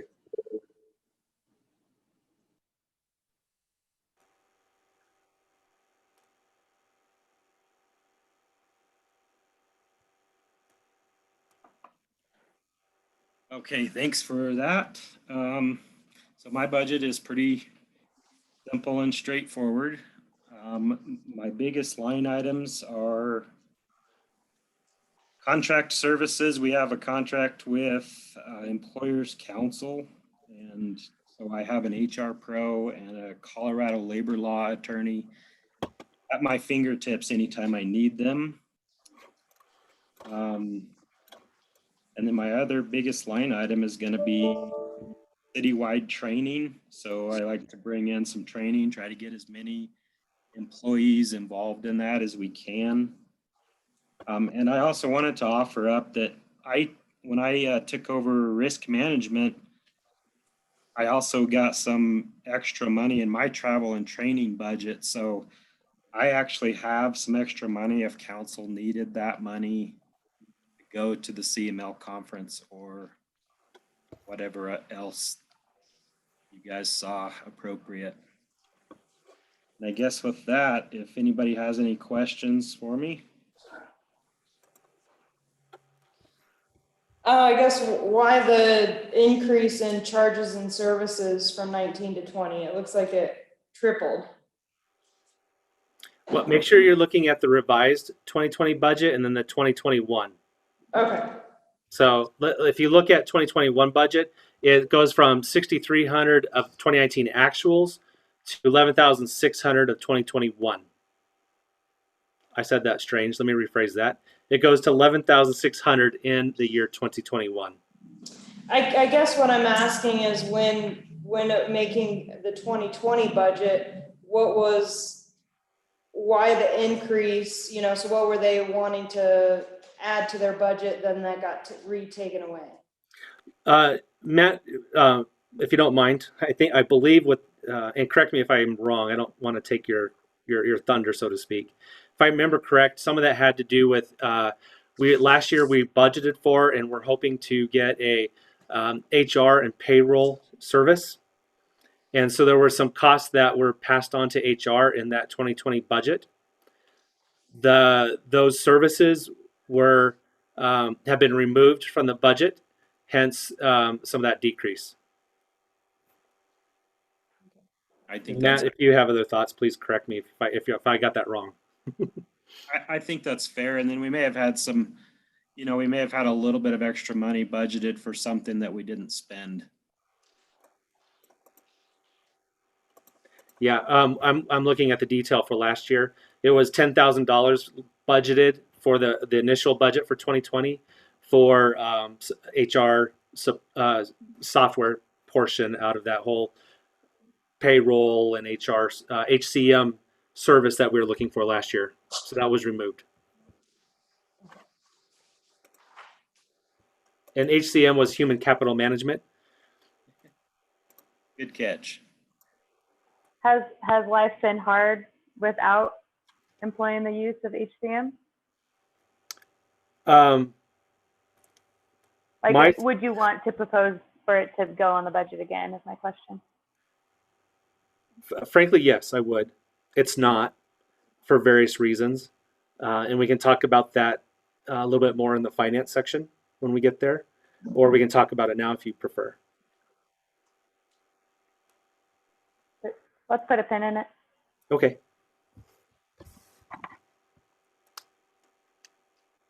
All right, so with that, any more questions for Matt?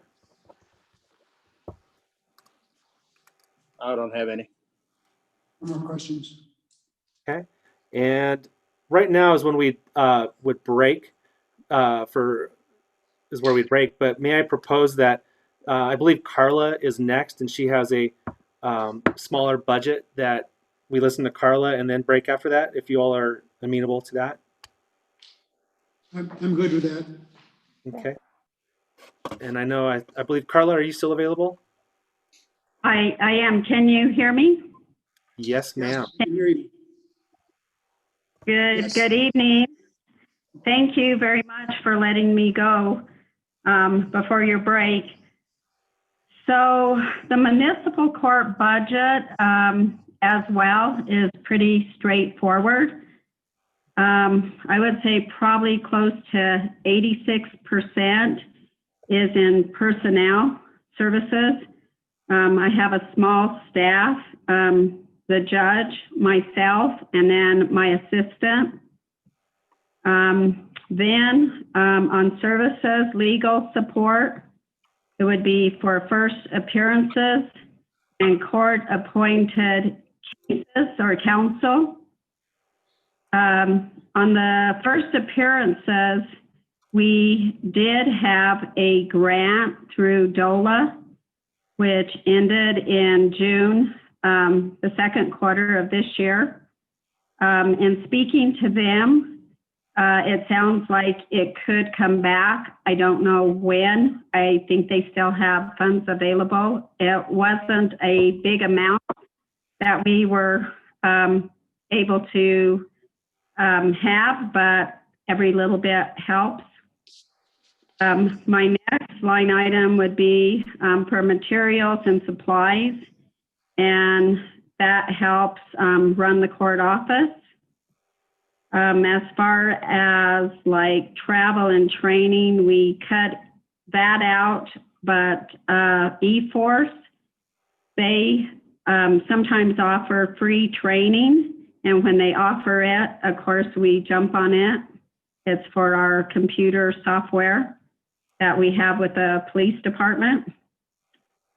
And I guess that's pretty much it for the court. Thank you, Carla. Does anybody have any questions for Carla? I have one quick question on that. With all the stuff that went on with the code on that, did that slow down any refund, money-wise on fines or anything ever since we didn't find anybody? Was that on your budget before? Are you talking about like money coming in that was paid in fines and court costs, Orly? Yeah. Yes, ma'am. Yeah. Yes, it has slowed it down. It is slowly starting to pick up because for the months of April, May, April and May, I guess, June too. Well, for quite a few months, we weren't having court. Just randomly, we would have some people pay fines and court costs. Tickets were, not being written as much. The jail was not accepting any new inmates. So yes, it did slow the money coming in on fines and court costs. It's, like I said, it is slowly starting to pick up again, which is a good thing. But again, it has to be slow. The jail is accepting. So we are able to start issuing some bench warrants.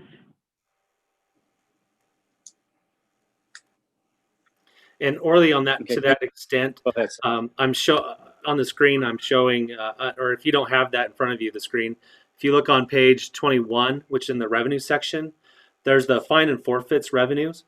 The 2019 actual revenues that came in was about $38,000. What's forecasted for 2020 for this year is $20,000, so almost cut in half. Then we budget for the next 2 years, 2021 and 2022, $35,000, which is close to historical. Okay, perfect. Because I was making sure if I was reading it right. But thanks for the explanation. Thanks, Carla. You're welcome. Was there any other questions? Is there any cost for us with the county jail then? To the police. Yes, there, it sounds like somebody just answered that. Yes, there is, but it does come out of the police department's budget. Yes. Okay. So it sounds like we're at a good breaking moment. I'll pose it to council. Would you like a 5 minute or 10 minute break, knowing we're probably about 20 to 30 minutes behind? Or the option is also to keep going. Okay, one, about a 5-minute break. Okay, 5 minute break. And 7:41, it's 7:46, we'll come back. okay, Bill, if you are listening and available, would you be able to put everybody on mute?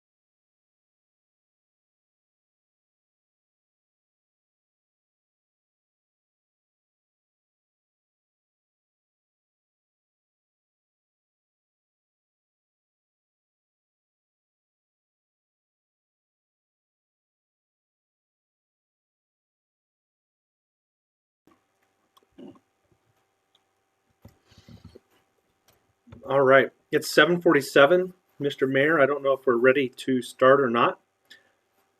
And I believe, just so you know, I believe you're on mute. So if you try to speak, we won't hear you.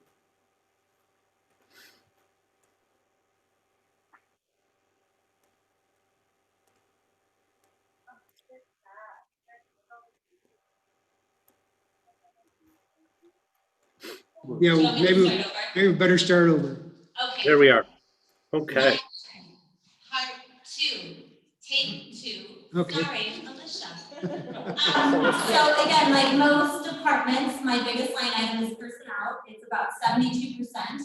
We were able to, there was some cost savings in 2020.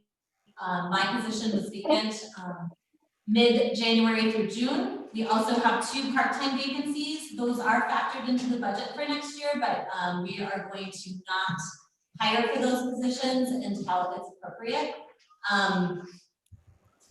We do have a couple of other fixed costs. Utilities are a big cost for us. Fiber is about $25,000 a year. Insurance is about $15,000 a year. One of our other big line items is online computer resources, all of our databases that we offer. Those come with a hefty price tag. We did shave a little bit off most line items, book budget, professional development. Everything took a little bit of a hit. We are relying on some Colorado State Library grants. We were just awarded just about $6,000 grant to get some more Chromebooks. Computer use is really important for what we do and the services that we offer. So we're just trying to make sure that we've got enough resources to get through the rest of the year for patrons as we're reopening. Do you guys have any questions? Does it cost you when you work with other like organizations in the community, say like the Sunflower or? I haven't been here during a normal time. We are still offering virtual programming, and yes, we typically do pay presenters. So when we hire a performer for summer reading, adult programming, yes, there's typically a fee involved. We're doing most of those via Zoom right now. I'm not really sure when we'll be able to get back to the point of doing in-person programming, but there is a cost associated with that. Typically materials, if it's a bigger performer or some sort of literary festival, I've heard a lot about that they had a couple of years ago. You know, sometimes there's expense with a presenter or performer, travel costs and those sorts of things. Our programming budget is pretty small. So that is something that I'm looking at. I just started on June 29th. So really, I've just spent the last 6 weeks really looking at our contracts, what we're spending our money on. I'm putting together stats to see what is being used and not used and sort of how we can maybe revamp things moving forward. So that's all in the works. And if I may, Alicia, is you mentioned you want to talk about the HVAC as well, which is here, which we see is put off to 2022. Yes, we did. HVAC was slated for the library for this year. It's very, very expensive at a cost of about $145,000. It will have to be addressed at some point. It has been put off in the budget until 2022, but I always like contingency plans. If it were to break, let's say January 5th of 2021. So we are fine with putting that on hold, but again, I think there might want to be an option or plan in place if it doesn't last that long.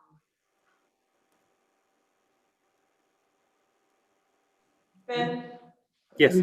Alicia, I Yes. had a question. You loan out laptops to customers? We do not loan them out. We check them out for a period of 2 hours. Before we got back to, we are open for appointments, so patrons can come in the building now.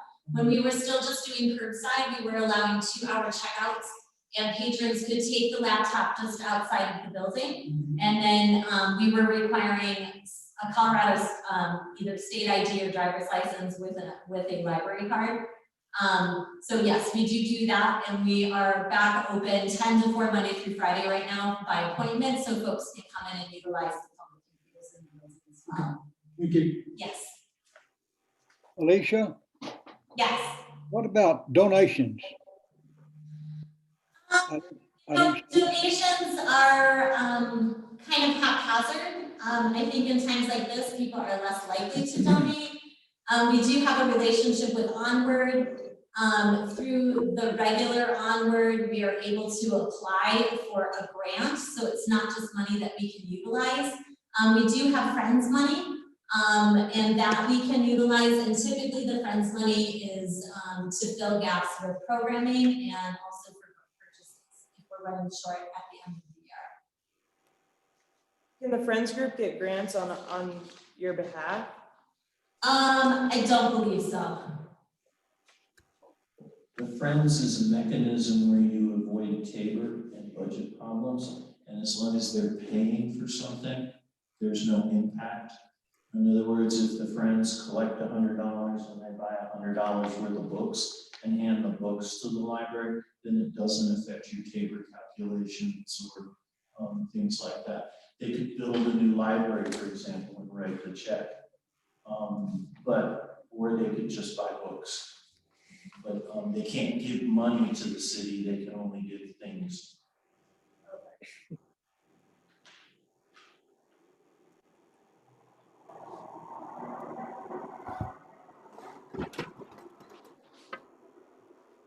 Any other questions?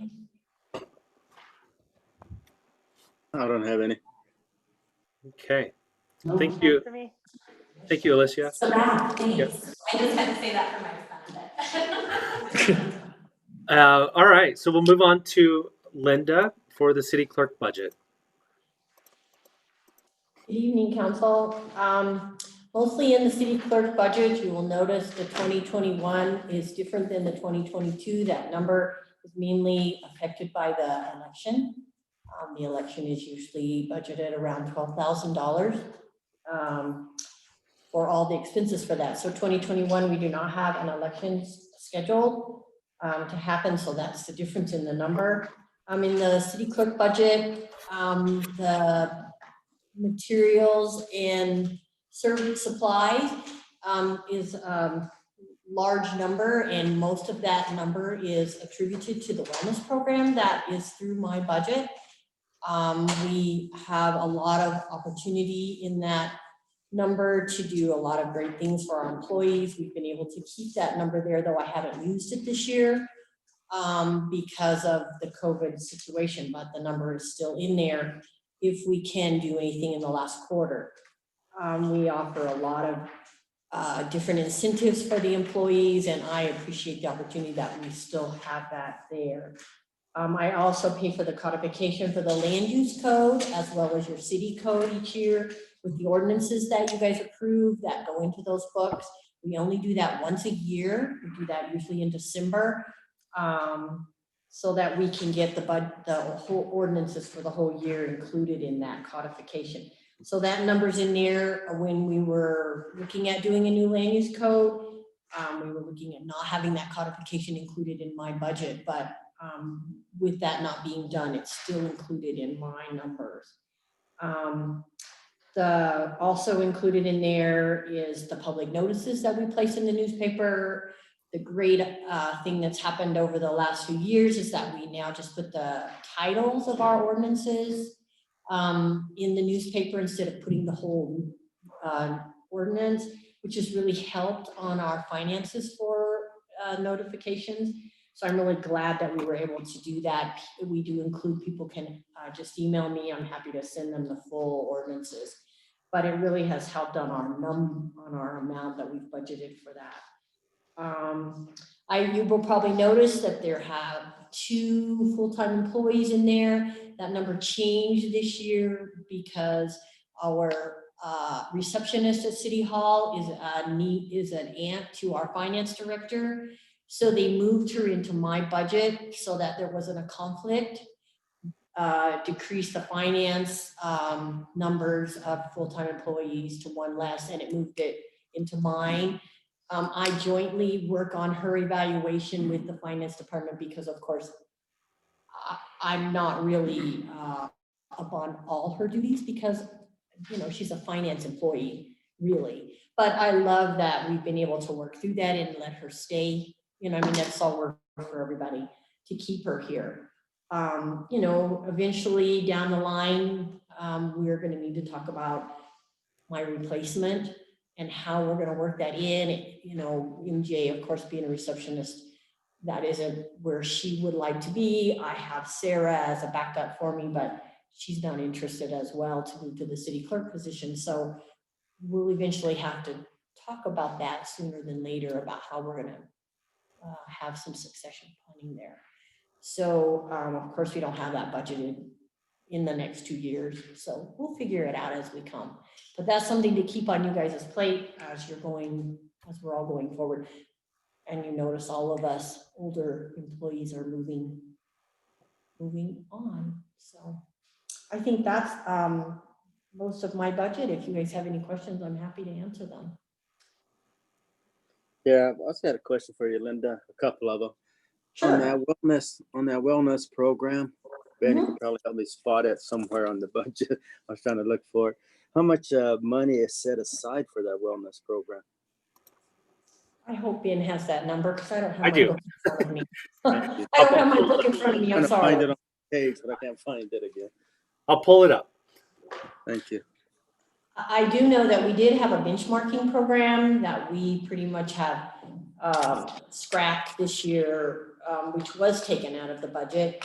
And it was a benchmarking program we were using mostly for the police department that was taking advantage of that, which was great. But we did take that out of the budget, and I didn't continue it into next year either. It was a Yeah. program- So, I'm sorry, Linda. I didn't mean to interrupt. Go ahead.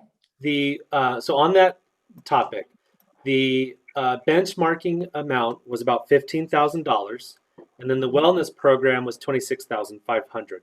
Okay, so that's a total of $41,500. Orly, as Linda just said, the future budgets, the employee benchmarking program has been removed. So it's a reduction of $15,000 annually from the budget. The wellness program is flat at 26.5. And it's the same number I think we've had since its inception several years ago. Okay, I was just curious to see how much participation you get from all the employees. That's the concern I had.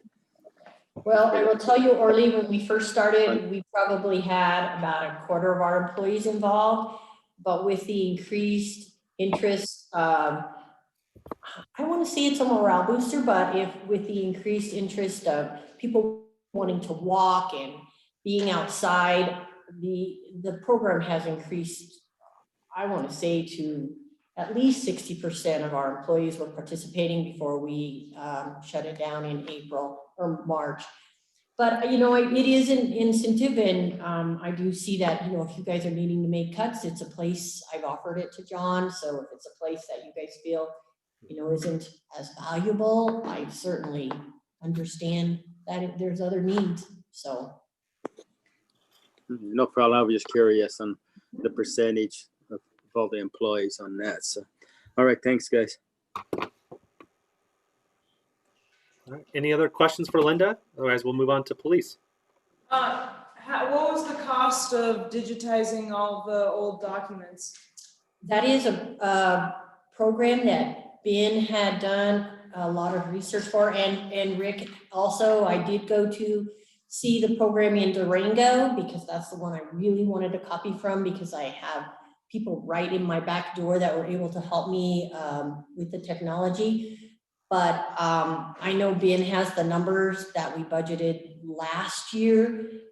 And, you know, I don't know, Ben, do you have that right at your fingertips as well? But it also included other things besides digitizing the ordinances. It was functionality around records and agenda management, which also included the digitization of the records themselves, right? So it's functionality there. It unfortunately, it did not make last year's approved budget because we had to balance. That was last year's goal. So it did not make it last year either. I believe I forget the email that I sent you earlier in the week or last week on what those costs are. They are significant. I can. I don't remember seeing it. because I would like to tentatively see that in 2022 at least.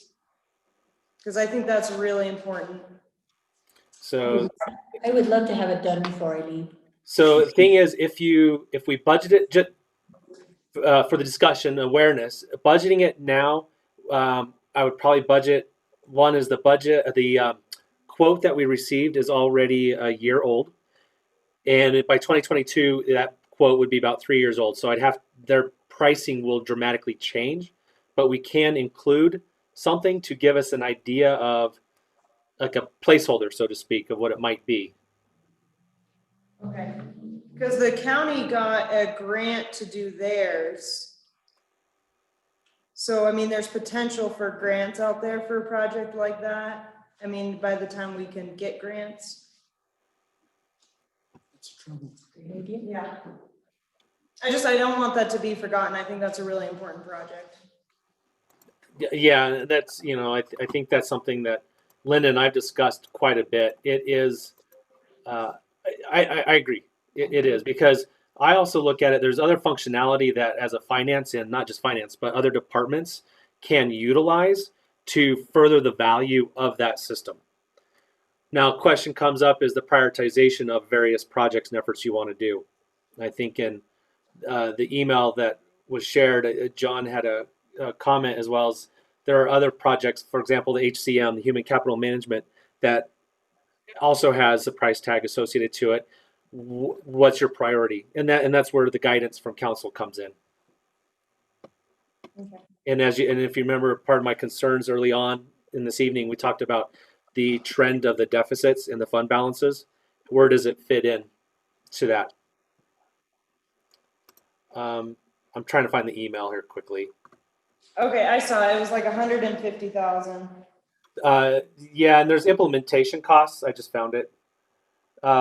Let's see. So year one, and it depends on what product you take, whether you buy it or you do software as a service. My preference would be software as a service, even though it costs a little more. There's pros and cons to each. The implementation costs was about $82,000, and then it was another $55,000 for the annual fee. I see. And then the annual fee is what you would have to pay every year.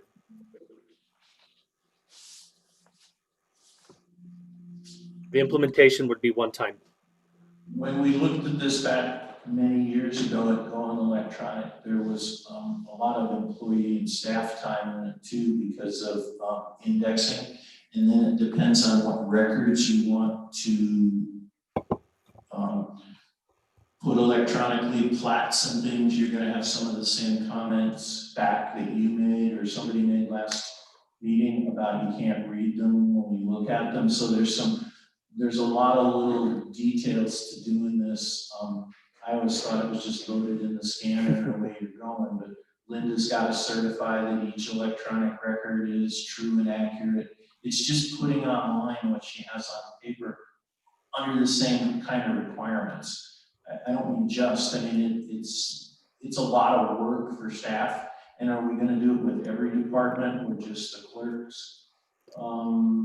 You get out to Public Works and they're gonna have plans out the wazoo that they've accumulated. They're gonna have bids and spec sheets. And so that's why it was put off about 6 or 8 years ago, or more like 10 years ago. The current scope included agenda management and then records and contract management, and that is what would be digitized, okay, from a historical record standpoint. If I remember correctly, the implementation cost that I just quoted, about 82,000, is 42,000 for implementing agenda management, 40,000 for implementing records and contract management. That did include city staff or getting a local resource or individual locally to do the scanning of documents and digitizing them. I think to Mike's point, though, is it's an estimate and there are unforeseen staff costs that may increase that number as well.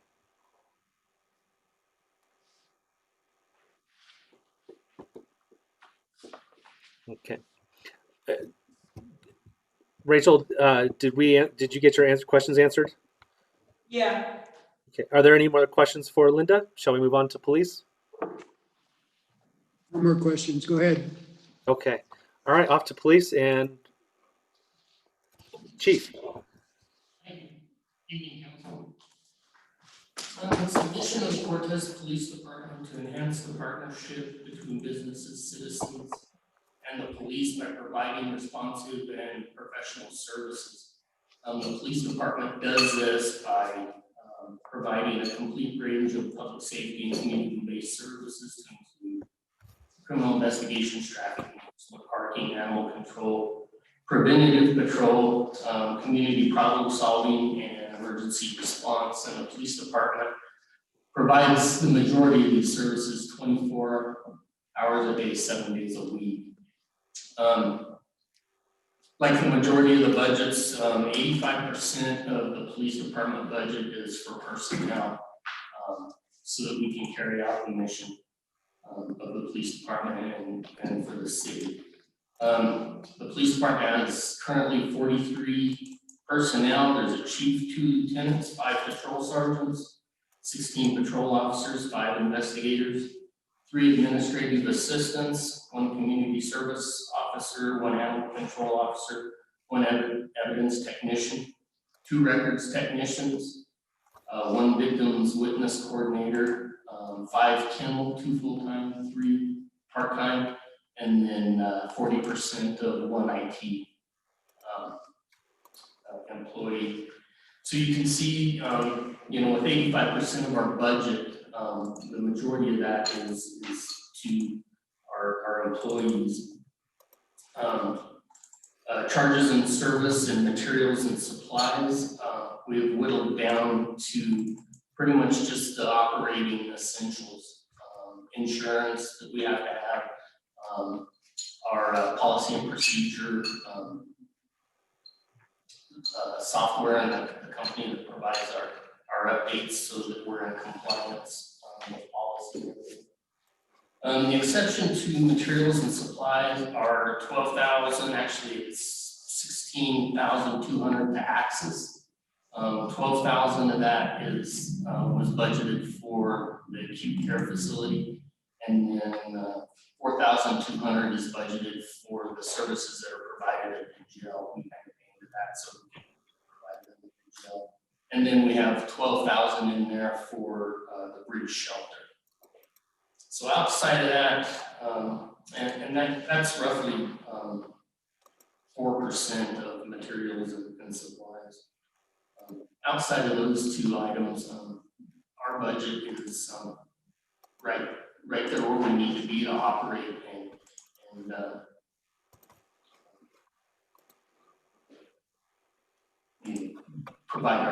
do our mission for the city.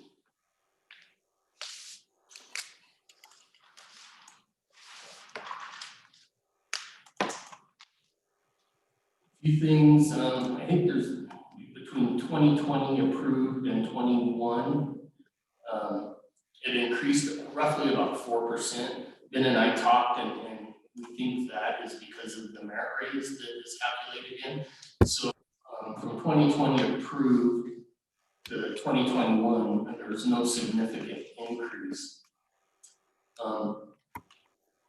Like the other departments in the city, the police department tried to do whatever we could to cut, to come down to the 2020 revised, and even with those cuts, some of the accomplishments that the police department was able to do in January, the police department was down 6 employees. We're now fully staffed for the first 2 in several years. I think we're finally fully staffed. The COVID has interfered with the training that the police department really needs. Training is a high liability area for law enforcement. COVID interfered with that in a couple of ways. A lot of the trainings were not being held, and because of that was some of the cuts that we thought would be appropriate that would help the city. We do maintain a presence on the Southwest CLETA. It's a Southwest Colorado Law Enforcement Training Association. It's a board. We maintain a position on that board, so we have a lot of say in what trainings come to our area. And they also offer scholarships for training that are outside. So by maintaining that, we're able to still train as much as we can, even though the budget was cut. Through a black and gray marijuana grant, we were able to purchase $24,913 worth of additional equipment to help with investigations. One of those pieces of equipment was the trailer that we turned into the decon side for COVID, which was, I think, a really positive.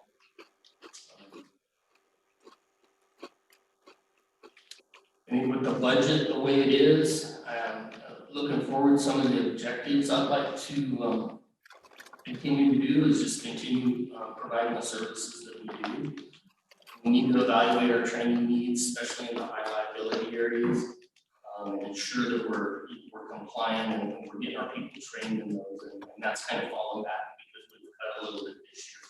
We need to make sure that we're up on that. Continue to work as a team on expenditures for the city, keep costs down so we can recover from the economic challenges that we're going through. I'd like to, I've heard that no vehicles are being replaced, but as an objective, I'd like to possibly see 3 new patrol vehicles. The latest officer that we hired is going to go into a vehicle that has over 100,000 miles on it. That vehicle needs to be replaced, and a couple others that are being like that. That's safety, and it also helps avoid this compounding effect that can happen as you start postponing vehicles. After a few years, it gets to be a real problem. I experienced that at my last agency. They started backing off on vehicles, and it ends up costing a lot more money. There's some variables. They're not, I don't think they're going to affect the budget in 21, but we're anticipating probably 2 sergeants are going to retire, and another veteran officer are going to retire. I don't think it's going to impact the budget. Those positions are already funded. The way the budget sits right now, I think we can accomplish what we need to in 2021.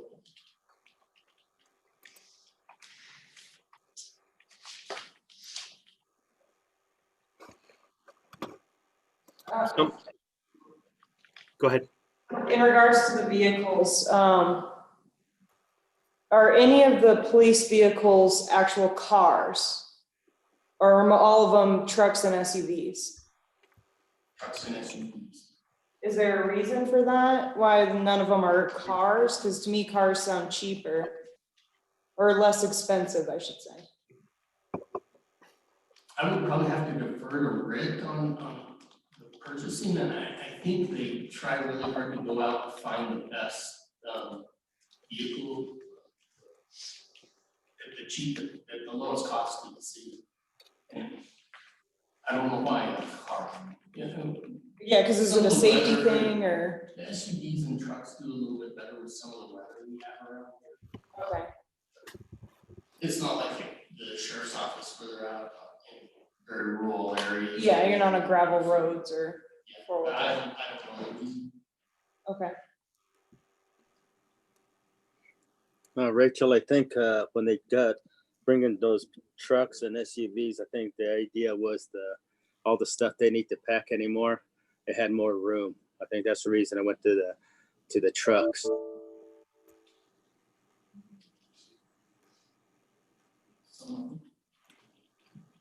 So something I was just going to help clarify you all when we get to approving the budget, and as we review the budget, it will be done at the budget will be presented, reviewed, and approved at the division level.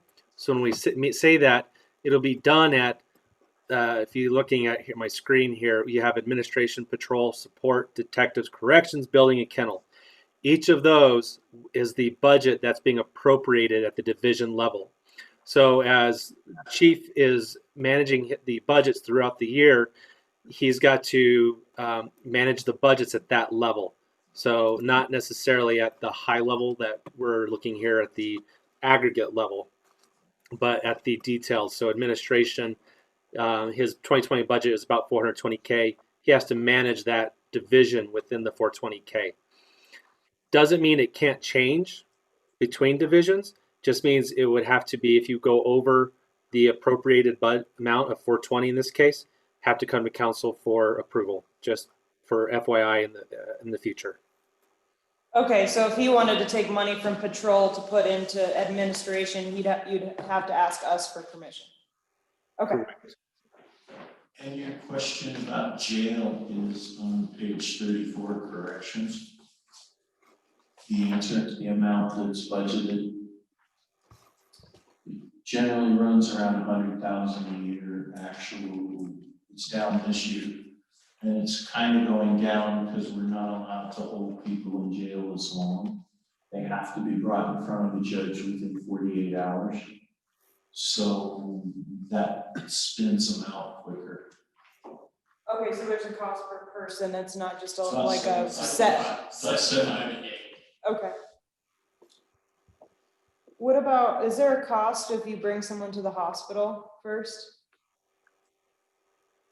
There hasn't been. Okay. I want to say the sheriff has been picking some of that up because it's his requirement. And when they have to be a certain BAC, and I'm looking at Vern just to make sure my memory's not, but they get checked to see what their BAC is before we put them in the jail. If they have medical needs, the county pays for that as well, right now.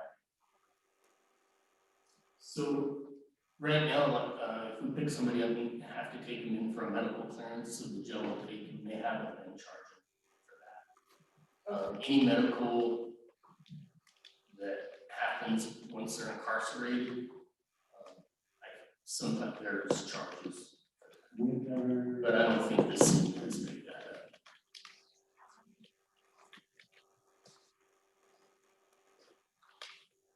up. Okay. So are there any other questions? Sounds like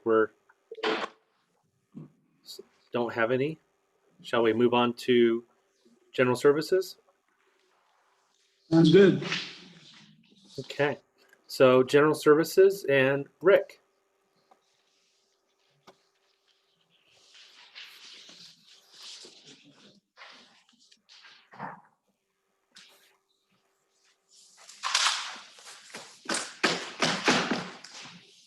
Got there, zero's budget out, move on. Where's Rick? Where is he? Oh.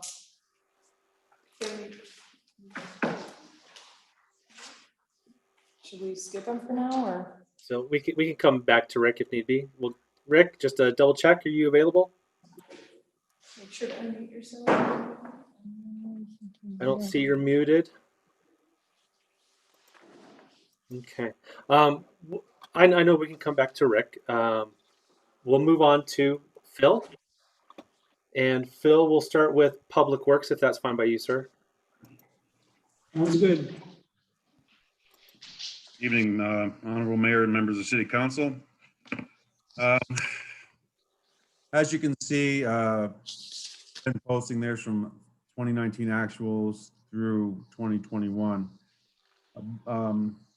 The 1.168 approved in 2020 was revised a nominal $4,000 to help us meet our goals of lowering our expenditures. And that just really indicates how much fat there isn't in our public works budget. There are nominal increases from 21 to 22 in personnel services, but we held charges and services and materials and supplies flat across the board. There are savings from 2020 revised to 2021 because we have contracted out the engineering services and we no longer have that position cost shared between street improvement and administration general fund taxes supported. So I can go into a little more detail on the administration. I'm gonna look at my spread screen. I'm sorry, my. I'm scrolling down as well, Phil, for you. Okay, good. Not that you're looking at mine, but yeah. I just wanted to have my stuff ready in case there were any questions. As you can see, there are nominal increases in personnel services, which are driven by finance with overhead for budget. Benefits and the like, insurances, et cetera, as well as wage increases. Our charges and services and materials and supplies all stayed flat. Now, in the administration of costs there, the charges and services are attributed to normal operation of an office. Travel and training was cut 60%. Telephone and office supplies, data processing all remain flat. So if there's no questions on that, we can, I'll look at, excuse me, Ben, I gotta get back to your screen. Traffic services. Traffic services. And if I'm moving too fast, let me know. Traffic services is specifically to, the streetlights that we own and operate, which are from Park Street East to Denny Lake. That's a lot of its electrical costs, about $140,000, $135,000 in 2021. Sign supplies are flat at 15K, paint supplies at 35, and other return. And just because we budget those numbers, we don't expend them. I mean, if we don't need to use all of it, we don't. And that then goes back into the general fund pot. Snow and ice removal. Again, we are flat. It's charges and services and materials and supplies. The charges and services encumber operating supplies are general snow removal, and then buying materials, salt and sand. We spend about $30,000 a year, where we budgeted $30,000 a year to purchase that material.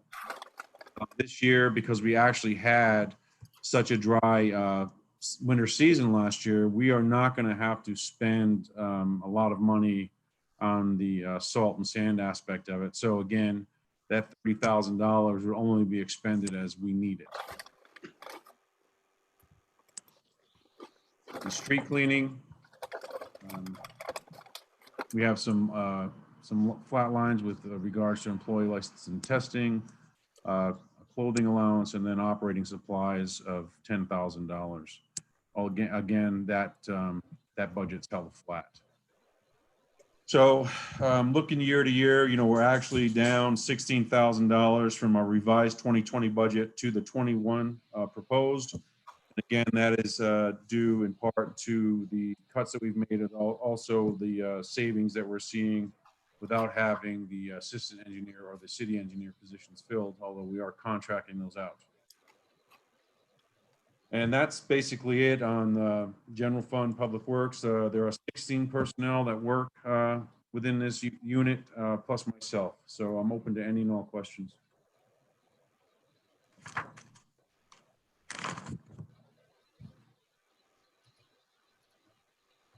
Okay, I have some for usual. Would there be a cost reduction if our flashing signs were solar panel? We have the solar units over at SWO's, and I think that really that overhead is nominal, although I do want to move with getting fixed radar signs in our school zones and updating all of our signs, but I want to do that through a Safe Routes to School grant application through CDOT. That application period just opened and is due November 4th. That would save us with overhead on operation side with personnel, because we can control and program those remotely via Wi-Fi. And then again, the low-hanging fruit of those fixed radar signs, which are proven to slow down traffic. So I would have to say no, but I do want to upgrade that equipment through that program that CDOT provides. Does that affect the ordinance? Because those flashing signs in front of Kemper and Mesa are going all day. So not even during school, or, you know, when school kids aren't out walking, can they still get pulled over for speeding through that? As long as there's as long as That there's would be, light, it's a ticket. Okay. yeah, So- and to adjust that, Rachel, we just had our timers on these older units basically failed. And the ones that Swells are working, but of course, we're getting ready to address this issue, but you know, it's 3 months prior to us being able to do it. So we're working on an interim fix with getting new timers shipped, and hopefully we can effect a repair as soon as possible. And then does your budget include the deficit from the water treatment plant? No, it does not. That's an enterprise fund. This is a general fund, tax-based funded operation. Okay. Do you have any big infrastructure costs you see coming down the road? Not in this budget, no. That'll be out of the street improvement program and or water. Or Okay, so there's other funds to pay for stuff like that. yes, ma'am. Okay. And we'll get into those tomorrow night.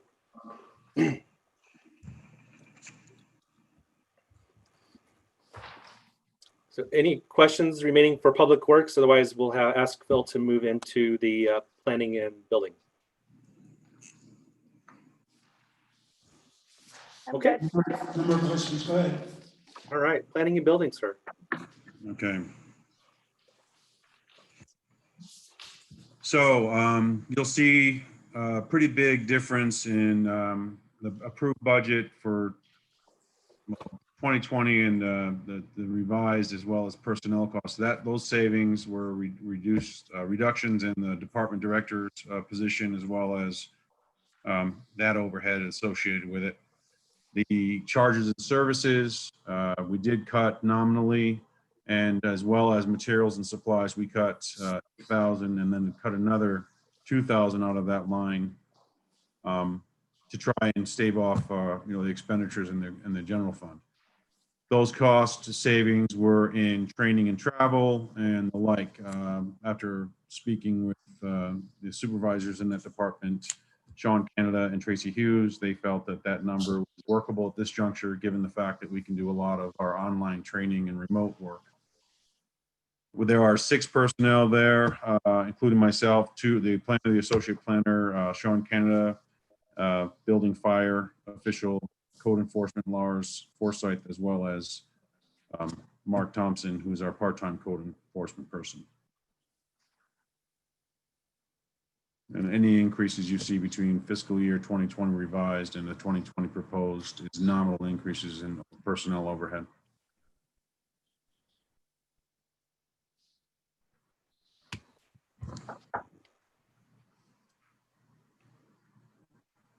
All right, any other questions for Phil?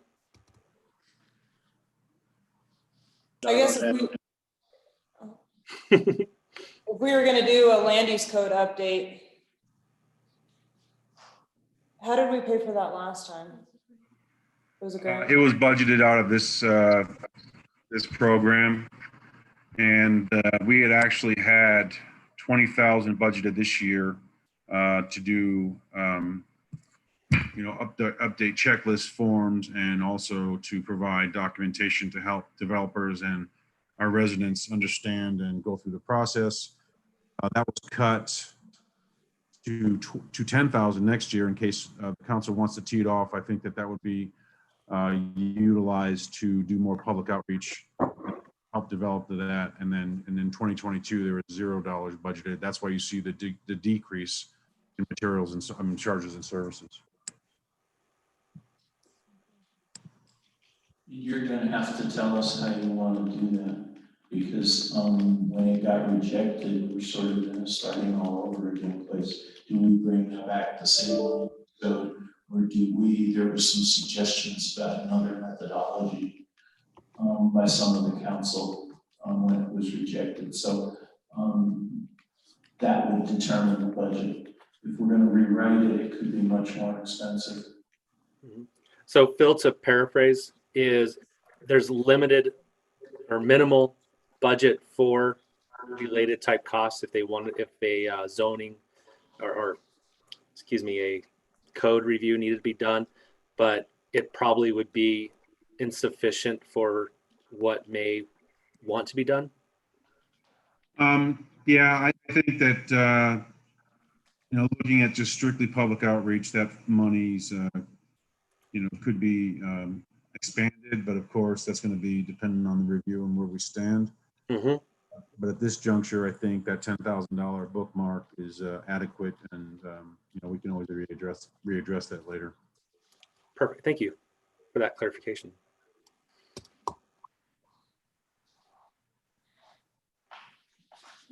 Okay, council, any other questions, or should we move on? We'll try and we'll go to Rick. Is Rick available now? We're going to try. I see him here. Rick, can you hear us? Can you hear me? Yeah, we can hear you, Rick. Go Can ahead. you hear me? Yes. All right, I apologize for that. I was talking away and I wasn't getting anywhere. The city council knows general services is pretty much a department that supports the other departments. In the general fund, that includes administration, building maintenance, and the city hall budget. Probably the biggest highlight is city hall. We're near 3 of 6 paying for the solar system. And I think it's scheduled to go out 2024. That's about $40,000 a year. But at the end of that, we'll be fully net metered on the city hall electrical cost. And we've been kind of cycling down that budget overall. 4 employees, myself, and 3 in building maintenance. I did increase some of the materials and supplies in building maintenance. We were cutting them pretty tight and they couldn't get some of their work done. So we let them increase some of that because we maintain all of the buildings except the rec center and the airport and all the outside restrooms and stuff like that. So things break, water pipes freeze, toilets break. So we needed to have a little bit of flow for that. So really, it's pretty much just a maintenance budget, as you well know. So open it up to questions.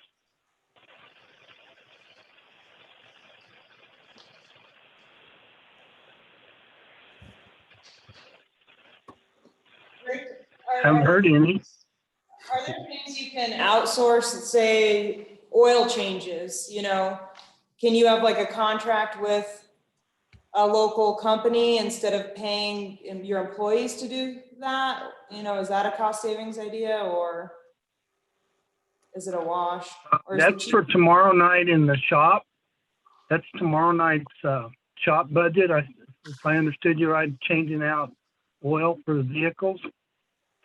But I'll just tell you right now, we do pretty comprehensive PMAs and PMBs, which are including CDOT inspections. So it's a lot more than what you get at the Grease Monkey. Okay. Can you explain what a PMA and a PMB is? Preventive maintenance A and preventive maintenance B, we have scheduled stuff that they go through all of the checks on the vehicle, pull the tire, check the brakes. It varies by vehicle and type, but it's pretty comprehensive. It's way more than you get at the other. Plus, I would add too that we buy oils at a wholesale price versus paying a retail.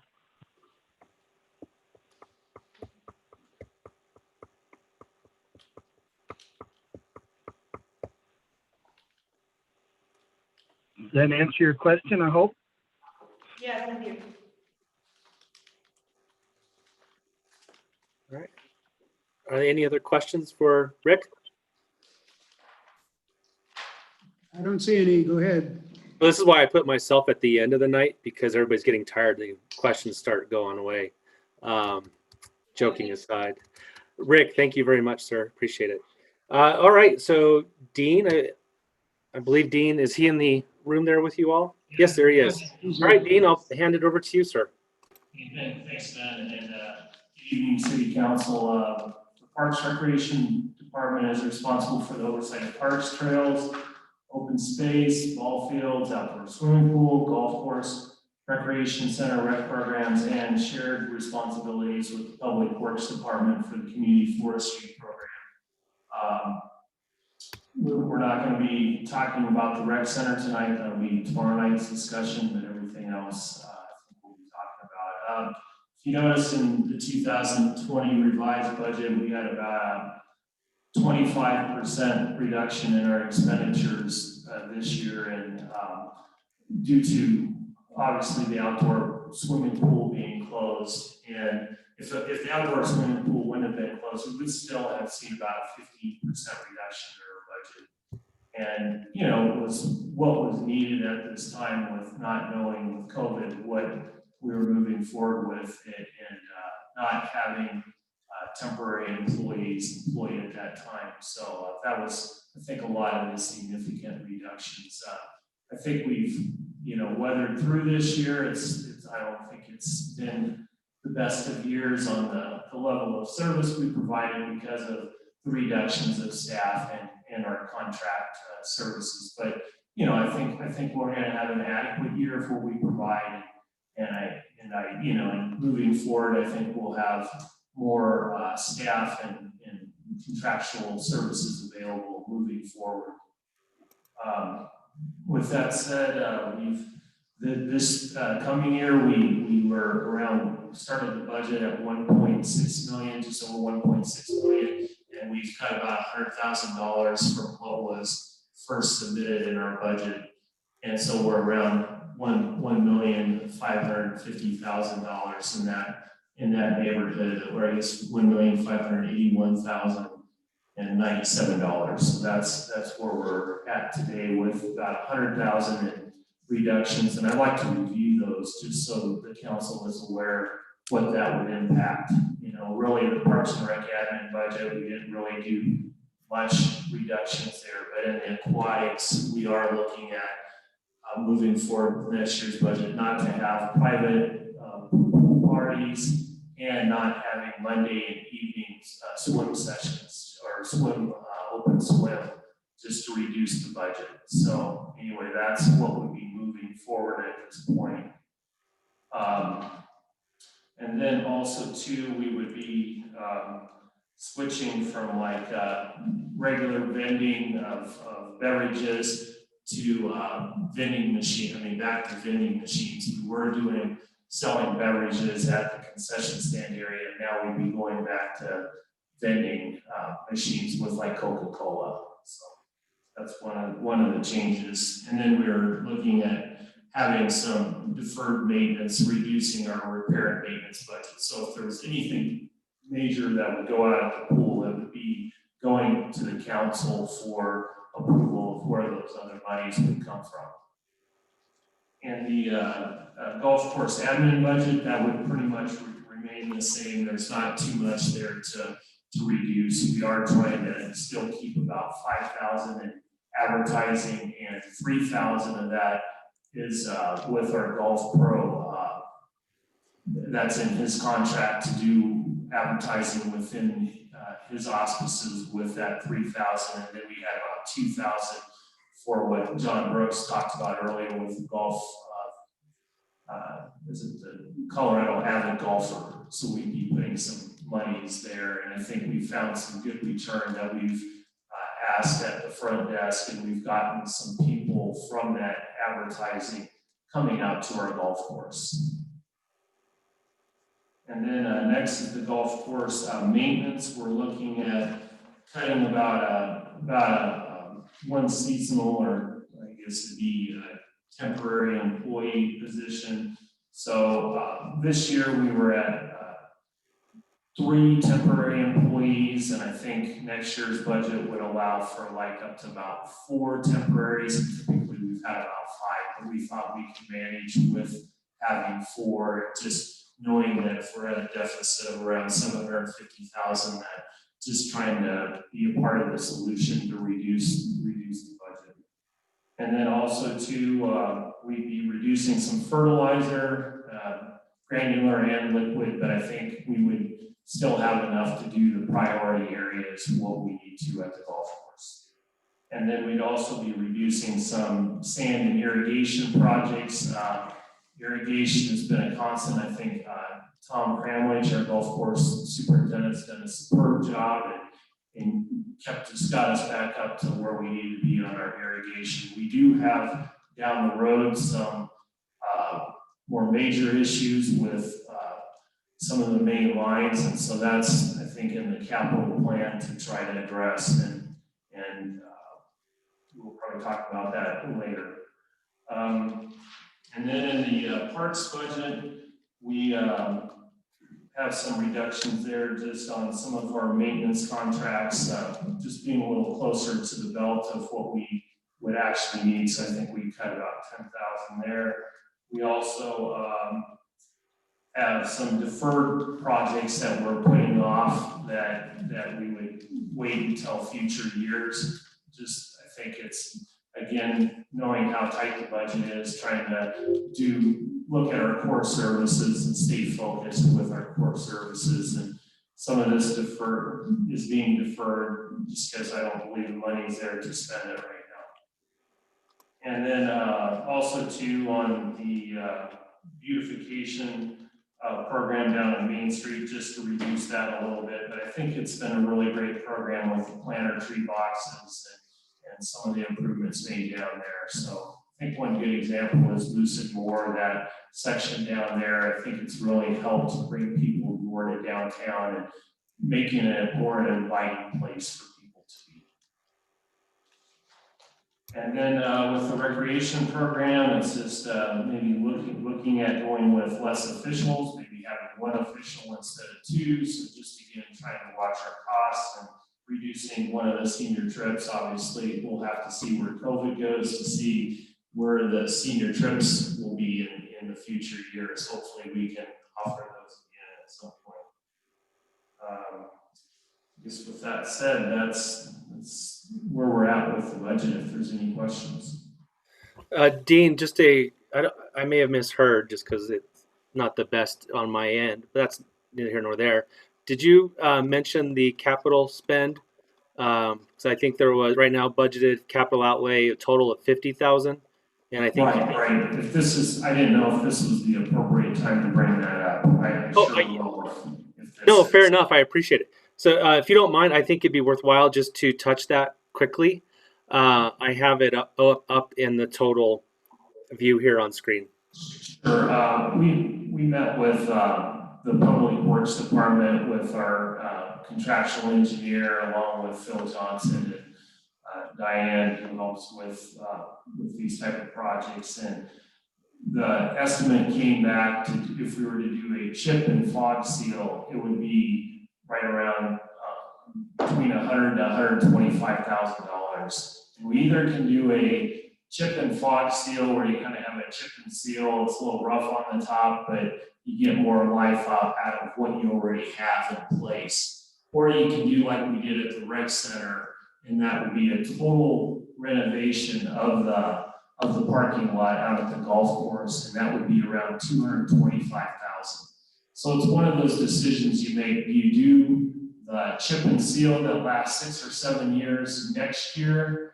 And we can also lump that into the public works bigger projects, so you get, you may not have to pay as much on mobilization costs and that type of thing.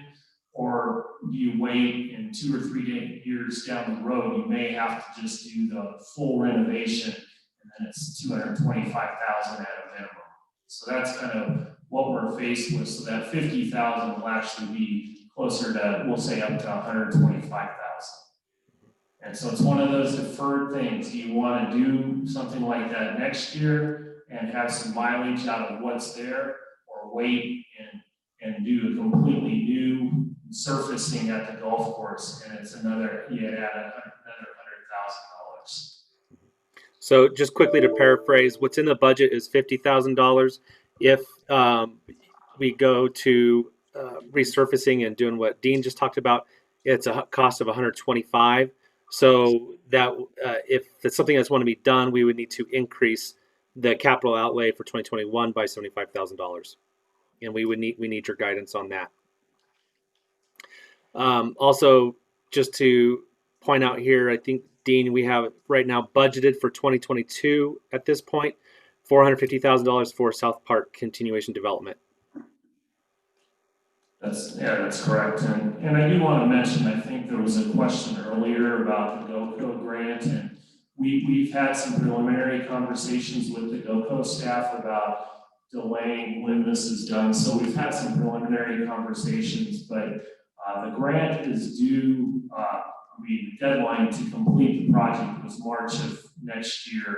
So they're saying as you get closer, you can get either a 6-month extension from the staff of GoCo, and they can approve that extension. But if it's longer than a 6-month extension, then it has to go to their board to vote upon. And I'm guessing with COVID, there's going to be several circumstances that come up, regardless of what our situation is, that some projects will have to be extended. So as we get closer to the end of the year, first of next year, that's when we would make the pitch to GoCo to please extend our GoCo grant to X period, either 2022 or whenever depending on how the audits are coming along and when we think it's feasible to get this accomplished. And one other thing with that, as you're talking about other funding sources, we have success with Friends of Recreation for a healthier community. They have championed this as a capital campaign project, and they are wanting to go out next year to kind of get past COVID to help raise money, local donations for our neighborhood park project. Thank you, Dean. So any questions for Dean? Dean, Mr. Mayor, the South Park area, are we maintaining that grass or the trees right now? Yes, we are watering the grass, and Mark, actually, our park superintendent, Mark Pablo, who does this wonderful job along with his staff, they are putting in a drip type of system to water the trees. I think that's been one of the big issues down there, is keeping those trees alive. And with this drought, we have definitely some fairly significant issues with a lot of our trees in town, and that's some of them there. So he is putting in some type of watering system so those trees get some additional water. And we have been working with Jay Belfour from the fire district, and some of their trainings they've had been down at that facility or that site to water the trees as they're practicing their firefighting.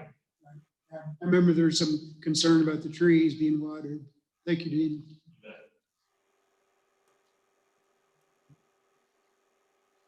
Any other questions? Orly, Amy? I was gonna say, when it comes grant time or whatever on the South Park, we can discuss it in the future. That's the only questions I had, but you guys answer my question on the money part. Thanks. Mm-hmm. And we'll probably know as time goes along if we can get that extension because of COVID. Mm-hmm. Yeah, Amy, I'm fairly confident we can get that, especially where we had GoCo out here last year. I think that was significant that they could see the impact that park would make to the community, and I believe I believe they see the big picture of what that park will bring to us. I'm curious why redoing the parking lot would come out of your budget and not Public Works or streets. Because it's not a street, it's a parking lot for the golf course. Just like the rec center came out of that budget. If it was City Hall's parking lot, it would probably come out of somewhere in City Hall. It's accounting for the expenditure where it actually takes place. Okay, so it depends on what the department's in that. You would just tag it on with Phil's bid for a big project, and that's how we would get the discount, but it would still be part of his budget. Okay, so what about something like Verdezvous and the Hawkins parking lot? If we were to pave that? Well, I think like the Hawkins Preserve, that would be the Cortez Cultural Center's responsibility, being it's their property. We just have an easement to maintain the trail through there. So unless it was Carpenter Natural Area or Deer Natural Area, I believe that would be the Cortez Cultural Center's responsibility. But that's like the last section of gravel road we have in the city, isn't it? There's a couple of city streets that are still not paved. Okay, We had a discussion, Sue Betts lived on a gravel street and she was wanting it paved. So we had that discussion last year. was that Aspen? I'm not 'Cause sure. They paved Aspen recently. Yeah, that was not the one she was looking Oh, it's for. Colorado. It was actually Kansas. Oh, okay, and that, like, by Empire, okay. I guess that would be streets fund then, if something like that, to pave those, even though they go to parks. Okay. Would it be like from gosh, I don't even know what road it is, but like out at Hawkins? Is your mic on? Is it Sunset? Oh, yeah, I don't think it's on. Yep. But would we be responsible for like I don't even know what the road's called.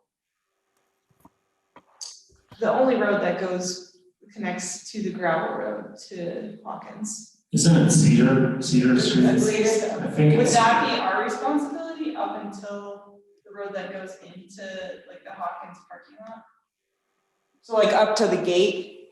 Or up to the other road right there? I wouldn't know on that particular aspect of it.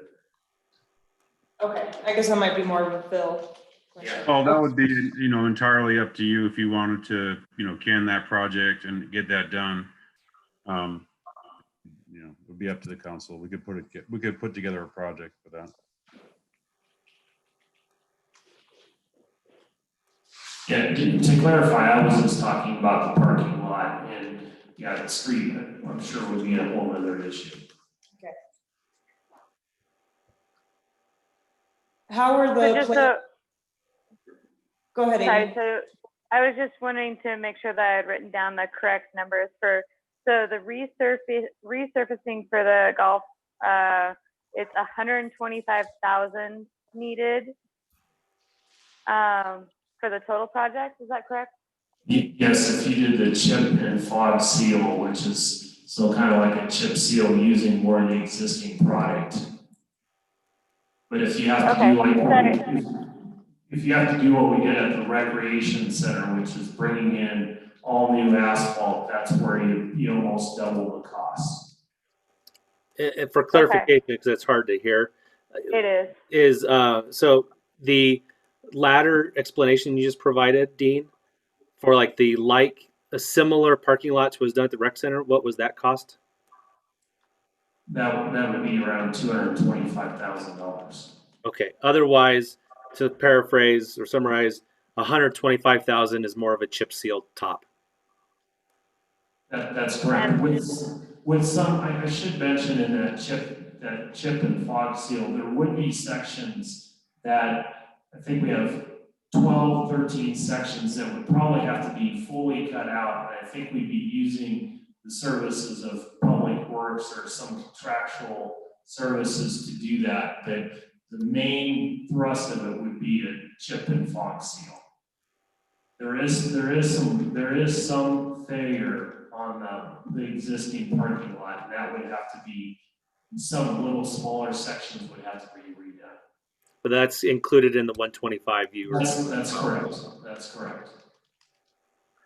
Okay, so we could bring an extra 100,000 to just make it beautiful, one time, attack it, get it done, or we can chip seal and kind of get away with another couple years. Is that what you're saying? Just to clarify that number, Amy, if I may, I believe right now it's 50,000 budgeted. The really nice parking lot, the 225, that's 175K.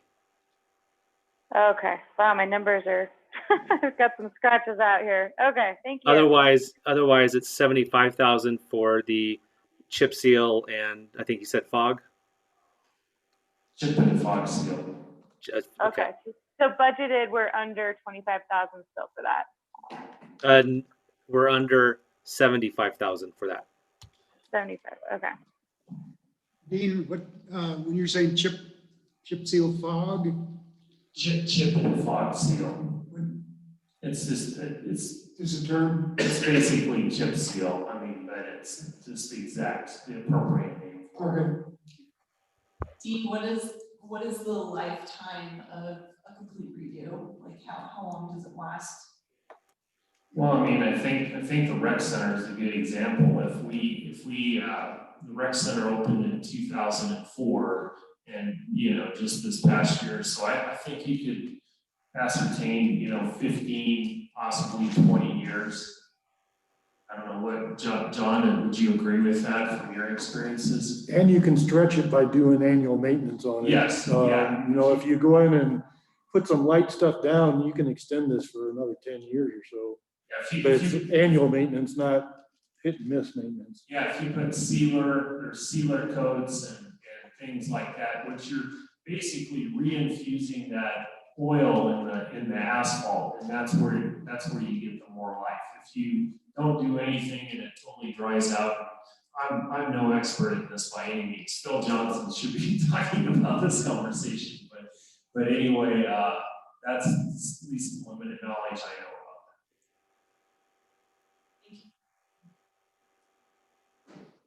I was gonna ask about playground days, how that went this summer.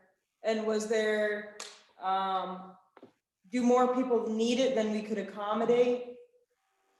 No, I think we were spot on where we had about, almost 20 to 25 kids per day. And so I think we hit the target actually pretty good for not knowing, where we typically have had between 40 and 50 kids per day on the non-COVID time. So I think Rosa Diamond did an excellent job, our rec supervisor, and having it down at the softball complex to protect the kids from other people in the parks coming around. I think that was an excellent move on her part. And I think we had the right staffing and, accommodated the ones that were interested in still having that service. And I think we did a good job. We did temperature checks every day. I don't think we had any COVID situations throughout the whole summer. And we really tried to also have separate groups of like 10 to 15 in a group. So we really tried to keep those group sizes small. And then at the end, it was great to have care come in and disinfect the playground. And so they also, the staff there also sanitize each one of the restrooms, and each group would only use one of the restrooms, so it was pretty designated, and they did a really good job. I think towards the end it loosened up a little bit more, but at the beginning I thought we had really good protocol in place to keep kids separated. And I had my daughter in the program, so there was a vested interest there as well. So. But yeah, I'd say on average, at the high end, we probably had 25, maybe up to 30 was one of the top numbers.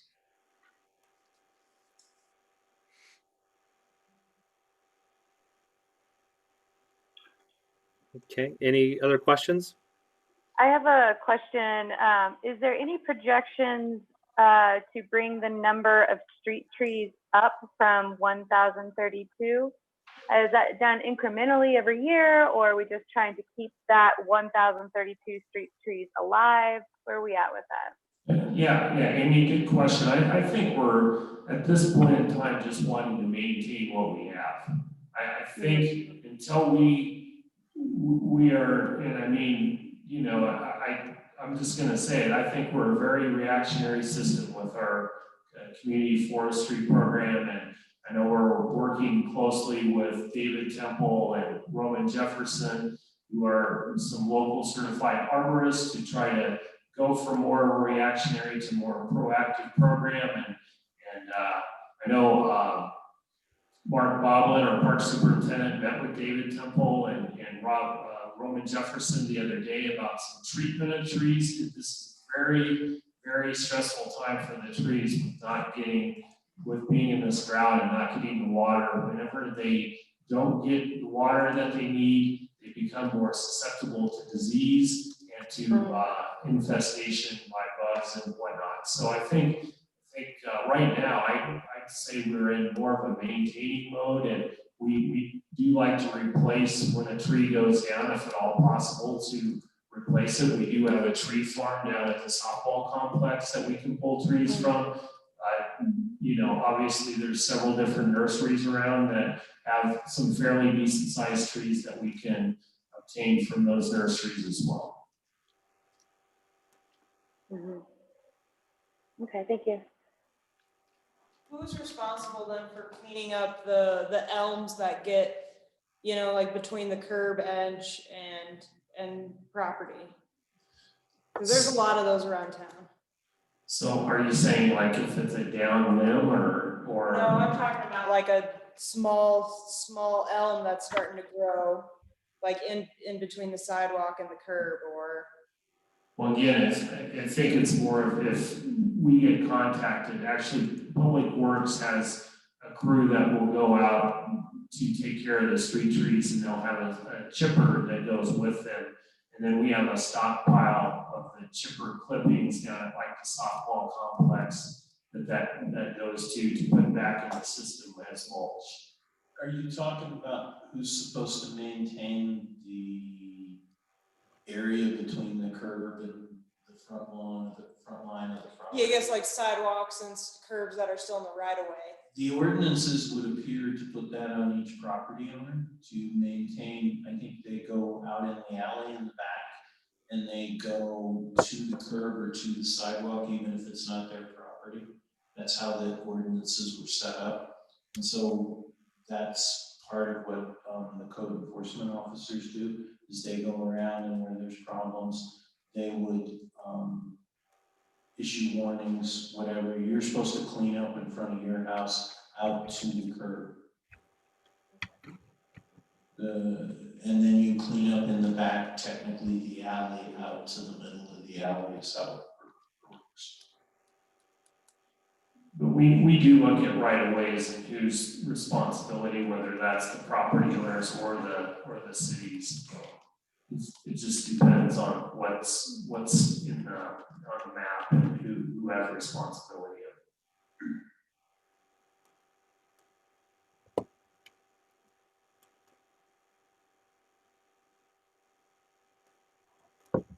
it. Okay, any further questions? So just doing a time check here. It is 9:05. We were to adjourn at 9. We still have the finance interfund services and recap of questions, any outstanding items. Do we keep going? I think it's probably I think we can get it done in 20, 30 minutes. I'm good to continue. Yeah, I think we don't do it tonight, we'll have to do it tomorrow night. Let's get it over with, my opinion. Okay. I'll just double check with Linda and John. There isn't any concerns with that from the agenda or meeting time that was posted, is there? I'm sorry, was that a no? You said continue, go ahead. Continue. Okay, thank you. Okay, so we'll continue. All right, so I will start off with, get them on the right screen here, the interfund services. The interfund services, what that is, these are the intergovernmental charges that the city, the general fund pays for services from other funds. So for example, the shop fund, the technology fund, the, what else here? Dispatch services. So I'll pull this over so you can see how it's broken out. And I'll zoom in here. Here are the costs that comprise, broken out for the different years. Okay, so what we're looking at for, let's see, 2020 revised, 2021 revised budget. the equipment repair and internal, and the fleet fuel costs. These two costs combined, $683,000.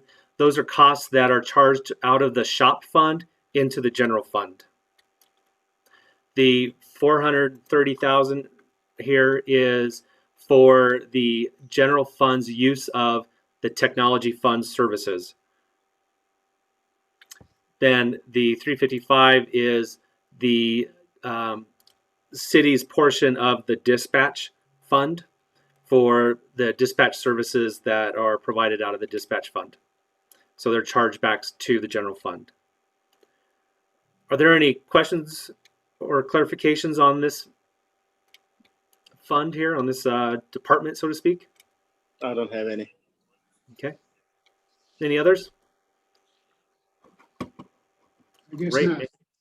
Yeah, oh, that makes it easy. Okay, finance. So this will be the last department here. So fortunately, it's my department, and as I was saying, is going last means there are no questions, right? At the end of the day, my department is mostly comprised of personnel, right? I have about 4 people. We went from 5 to 4, as Linda explained earlier, where Mary Jean, the receptionist, she was underneath the finance, but has moved to the city clerk for purposes of reviewing merit and whatnot. So nepotism, to prevent nepotism of any sort. So that's part of the decrease that you'll see in personnel. Charges and services, that is a large number. And the reason being, what's in there. The major costs that are in there are the costs associated to the contractor and the auditors next year to get the financial statements complete. That's why it's so large. And then it dips back down to more of a normal cost in 2022. Okay, so I believe it's about $70,000 for the auditors because they have to do 3-4 years of audits rather than just one. And then there's the contractor for I think another $50,000-$70,000 as well to get through the remainder of work. So once we get through that effort, those costs go away. Okay. The only ask that I have here is I have $2,500 budgeted for what's called checks on demand. It's a functionality out of Cassell that we use that allows us to improve our processes in how we reimburse people. So for example, today when say you have an individual who wants reimbursement from their rec center pass, we actually have to set up that individual as a vendor in our system. And that, from a control standpoint, is just poor process. And it increases risk for potential fake vendors being put in and potential fraud. So by having checks on demand, it means we can actually we don't have to set up vendors. We can just do a efficient reimbursement of individuals. And that's about $2,500. So that's my only really net increase of functionality ask that I have there. The materials and supplies, that is for just general operations of a lot of what we do. A big cost of that is I think about $6,000 is for printing financial statements when we get through those. The other cost is training. And that was a question that came up a couple nights ago. Is I do budget for training and I have expectations for our team to train. Now coming back to Amy, the question you had about the human capital management, and what you'll notice is there's a large decrease from the 2020 approved to the revised and the 2021. That decrease is the human capital management system. It was taken out for multiple reasons for the revised. One was we needed to reduce any and all costs possible for COVID response, right? We'd rather not lay off in employees or minimize the impact to the city as much as possible. So that's why it came out in 2020, revised. For 2021, it is out as well, in part for, I would say, multiple reasons. One is I don't feel there was a lot of support for it, and they are significant costs. depending on what version of functionality you want from human capital management. So we could just do a payroll only. We could do payroll and an HR information system component. We could do payroll HRIS plus some HR support and to support the functionality that Matt and Debbie do today from an HR. So that can go from as low as they're estimates. So please be aware of that. From let's say 35,000 up to 100 and 110,000. Okay, so it's a significant cost, which is part of the reason why it's out, knowing that we also have a deficit that we're trying to manage.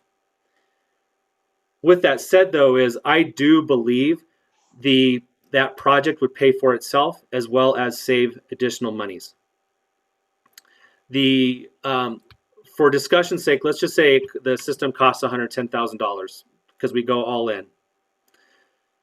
The average return on investment from that the industry has seen is 5 to 10% of personnel costs, a reduction in personnel costs, and it's for various reasons. Okay, from improved time collection and submittal to potentially implementing schedules for shift work and different various personnel where it helps. So if you talk 5% of personnel costs, 5% on, I think our personnel costs overall was about $7.8 million for the general fund. So 5% of that, right? So 1% is 70,000. Multiply that by 5, that's about $350K. The actual cost for it might be 120, 110K is what we said. So you actually would save another, $150,000 to $200,000. Thing is, can't guarantee that, right? Now, when we did the return on investment analysis, we did bring it back to a 2% ROI, not the 5 or 10%, okay? So a 2% I felt like is very reasonable to attain, in which case, if you're talking $700,000, $7.8 million of personnel, 2% is about $160,000, $180,000 savings. The system would cost you about 100 to 110, right? Or 100 to 120 is what I said. So you would get savings of about $60,000. I do believe in it. I do think it would be a challenge implementing it, to be frank. I do think it's the right thing to do. Getting everyone to do it, I would need everyone's support to say this is what we want to do and we expect to do it. But we also have to take in mind any impacts to the deficit that we talked about earlier in the evening.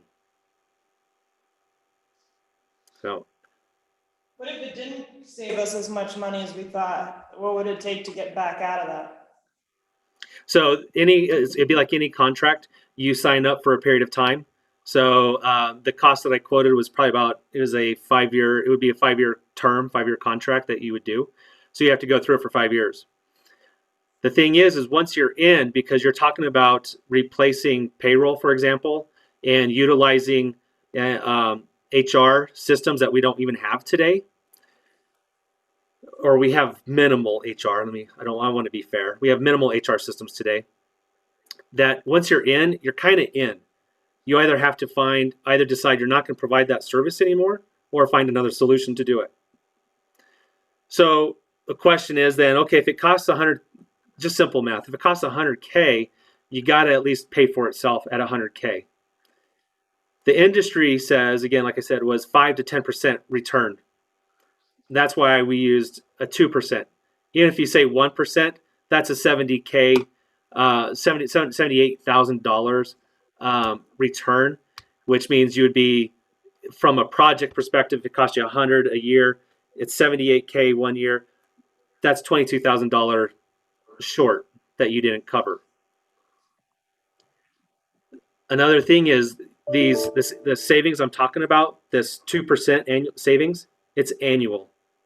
It's year over year over year. You just don't get it once. You get it every year. So that the system pays for itself every year. Ben, this is Arlena. Mhm. Are there any like local municipalities that do utilize this HCM that we can reach out to? Or Yep. I've done a lot of analysis and talked to multiple municipalities. I forget the exact municipality. It was in Utah, I think. There's different service providers that will provide the service. Okay, and we would need to go through a RFP process, request for proposal, to go through the city processes. But one of the providers I talked to is called ADP. They're a nationally recognized provider of these services. I think the municipality in Utah, I forget the name. I can find it. I talked to their HR director who implemented it, and they loved it. Rifle here in Colorado implemented the outsourcing payroll from ADP. There's other municipalities throughout the state of Colorado that have also implemented ADP. But to be fair for the conversation, you're going to have people who like it, and you're going to have people who hate it, and that's going to be for any service. So I'm just being. I guess my question would be more along the lines of like, did they notice these similar ROIs to what's being proposed through like the company itself? Yeah, so those are questions I've asked. None of them did it because of an ROI. They did it because it was functionality that they needed to provide their teams with and to improve the service. So, for example, payroll, like the Rifle did it because they needed to improve how they're utilizing their accounting personnel, as well as to manage other payroll risks that they wanted to get off of the city of Rifle's plate, that they wanted to have managed by ADP in that case. That was the same thing for the municipality in Utah. I've also I'm on the CML finance listserv, and there's always questions about payroll outsourcing, some HR supplemental HRIS systems, and that's where I say you hear both the pros and the cons against it, right? I have yet to see anybody talk about it implementing the systems from an ROI perspective. I bring in the ROI because it is expensive and I think it needs to pay for itself. Do we need the functionality? I'm sorry, go ahead. So to be clear, nobody expressed what their ROI was when you've spoken with them. It's just been a matter of like functionality. Right, but I've done detailed analysis, and we can save it for another meeting if you'd like to see it. Detailed analysis on how we get to the ROI calculations, what comprises the ROI, what makes it up, and how we get there. And that's something I can easily show in detail for you at some point if you're interested. Thank you. So, but it comes back to the same question about OnBase, right? The OnBase was the digital record keeping for the city clerk function and for the city. What are your priorities? That's kind of what some of it comes down to. You know, knowing that we have deficits projected for the next 2 years, and I think that's a trend that could come to fruition. So I just want to clarify, you're interested in this to alleviate tasks from your department, not necessarily get rid of a position. Exactly. There's multiple reasons for pursuing an HCM option. And again, you want to go into a lot of those. I'm happy to share that in detail in another meeting. It originated because I felt one of the reasons why the city's in the predicament it is by the audits being so behind is the accounting staff. Lynette is split about 50-50, or actually 60-40. 60% of her time in a year is doing payroll. The other 40% is doing accounting functions. And I'd really like her to focus on accounting. There's other benefits. For example, improving the financial controls environment by having segregation of duties implemented. So meaning like today, I put some controls in place to mitigate this from occurring, but there's always the concern or possibility that a fake employee be put in and then someone's committing fraud by paying themselves through a fake employee. That's an example. I think we've mitigated that quite a bit, but there's further mitigation that could occur by outsourcing payroll, for example.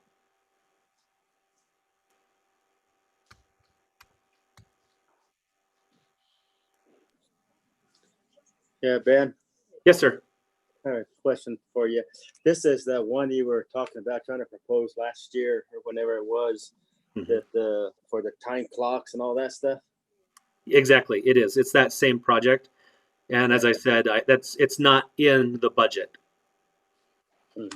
right now. I'm not in favor of it. Like I've been before, I'm not in favor of it. So I just want to let council know on that behalf.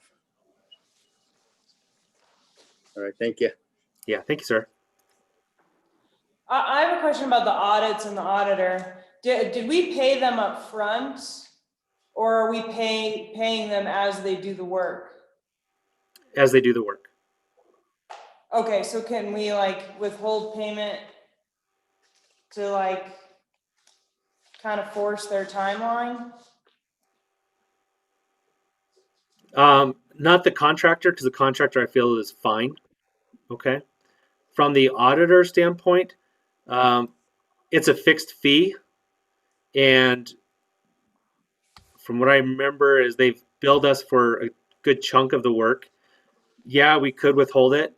I'm still in continuous contact with them, probably about every other day. Every day I'm talking to one of them to see how we keep things moving. It's an option for sure. Some of the problems we're having right now come from decisions made early on in the process not to jump in full bore or full boat. And it was like Ben explained at the last meeting, that when you hesitate and people don't have work, they go find the work. And then when you make the decision to hire them, well, you're now number two because you didn't jump on being number one quick enough. So that's one of the concerns. It's timing, and if you're withholding money, you better have a good reason, because suddenly you could become number 3 or 4 pretty quick. And that was one of the things that held us up in the beginning, was the previous council was reluctant to authorize the manager to move forward with some of these things and some other things that happened. And so I caution against that, because it seems to just get worse every time we try and change courses or change stream. And so that's. And from my experience, when I ran the IT project management office for a large oil and gas company, it was a $25 million budget. And one project itself was about $17 million for an IT system implementation. And that tool, I did utilize that tool where I would withhold payment until something got done. Usually when the withholding the payment occurred was there was something egregious, or the quality of the delivery was poor or way behind, that I needed to speed them up, and the relationship was already challenging. In this case, we have a really good relationship with our auditors, and to Mike Green's point, where how we have approached the situation trepidly early on in the process is part of the reason we're kind of at fault for some of the slowness on some of the decisions that were made earlier on. And now it's a matter of just getting in the queue and moving things forward. It is a tool, and it's a tool I will be happy to use.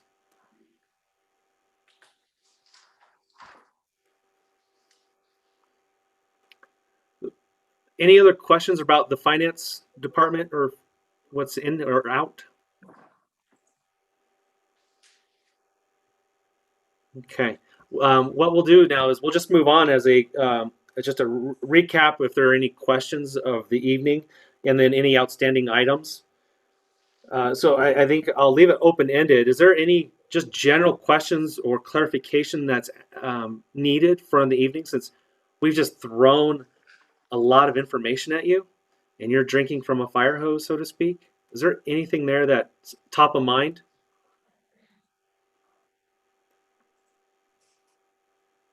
I don't think I have anything related to the content, but logistically, would you mind just telling the page number whenever you move on to the next, so we can keep on? Yeah, because they were not in the order that the department heads went. No, yes, no, absolutely. I appreciate that.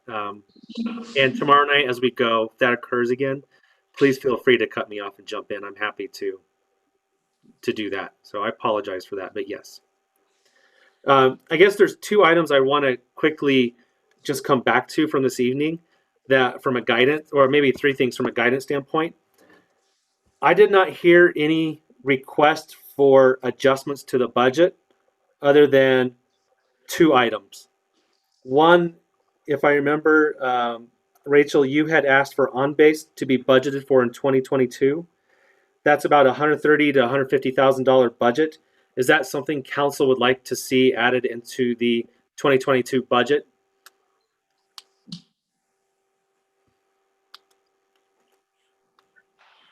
Sorry, say that again, Ben, sorry. Sure. So the on-base solution, which is the records, the digitization of records and the agenda management out of the city clerk's function. On-base was that solution to support that effort. It was asked to be put into 2022 budget. The costs are about $130,000 to $150,000 for that first year. After that, it goes down to what we estimate we have now is probably about $55,000 to $60,000. Do we want to add that into the 2022 budget? And knowing that already there's a $900,000 deficit for 2022. Could we put it in the budget, and then when we get to looking at the 2022 budget in the future, we can reassess? Yes, you can do that. And I'm fine with that. So I have two. I prefer to have a consensus. I think we should put it in the budget. Would be conservative, we have to be able to afford it, obviously. So I'm sorry, I didn't get all that. Can you repeat that? Yeah. Yeah, put it in the budget, but we have to make sure we can afford this. We'll just kind of do some discussion on the digitization. Okay. I think it's worth hearing. This is Amy. Okay, so there's also the option where that solution we can leave it out of the budget, but the solution can be presented to you at a work session at a later time. Because you can always add it into the budget when we get to next year's budget too. So that is an option. I would, for me, I would leave it the way you have it on the percentage on it, and then we'll play by ear when it comes to into 2021, and then when we're kind of revising something for 2022, see if we can afford it at that time. Okay, so I understand a couple of people who say yes, add it for 2022, a couple of people who say don't add it. So it's 2-2 is what I think I hear. And I know it's not a vote, but I need guidance. Yeah. That's the consensus.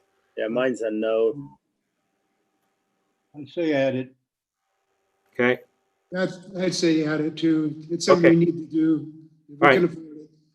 All right, I'll add it. There's a consensus there. The next item was the golf course and the parking lot. Currently, there's a budget of $50K. You had options of $125K or $225K. The $125,000 was a seal coat, so to speak. The $225 sounded like it was a full tear out and replace. And that's for the 2021 budget. Or you could say put it in 2022 or later.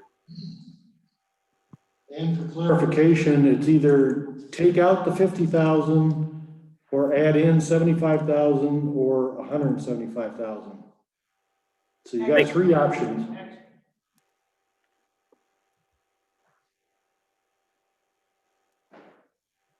What if we Did you say 50,000 for, you got budget at now? Yeah, you have budget at 50. You can either take it out to make it 0, add 75,000 for the seal coat, or add 175,000 to do the full tear down and replacement.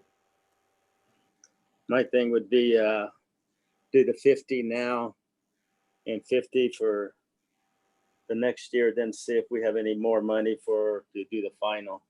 So just for clarification, sir, is I believe it's either there is no 50 option. 50 is just what was budgeted. It's either you don't do the project, or you do the middle of the project, which is 125,000, and that would all have to be done in 1 year, or you do the 225,000 of full replacement. So can you guide me on what you're thinking more?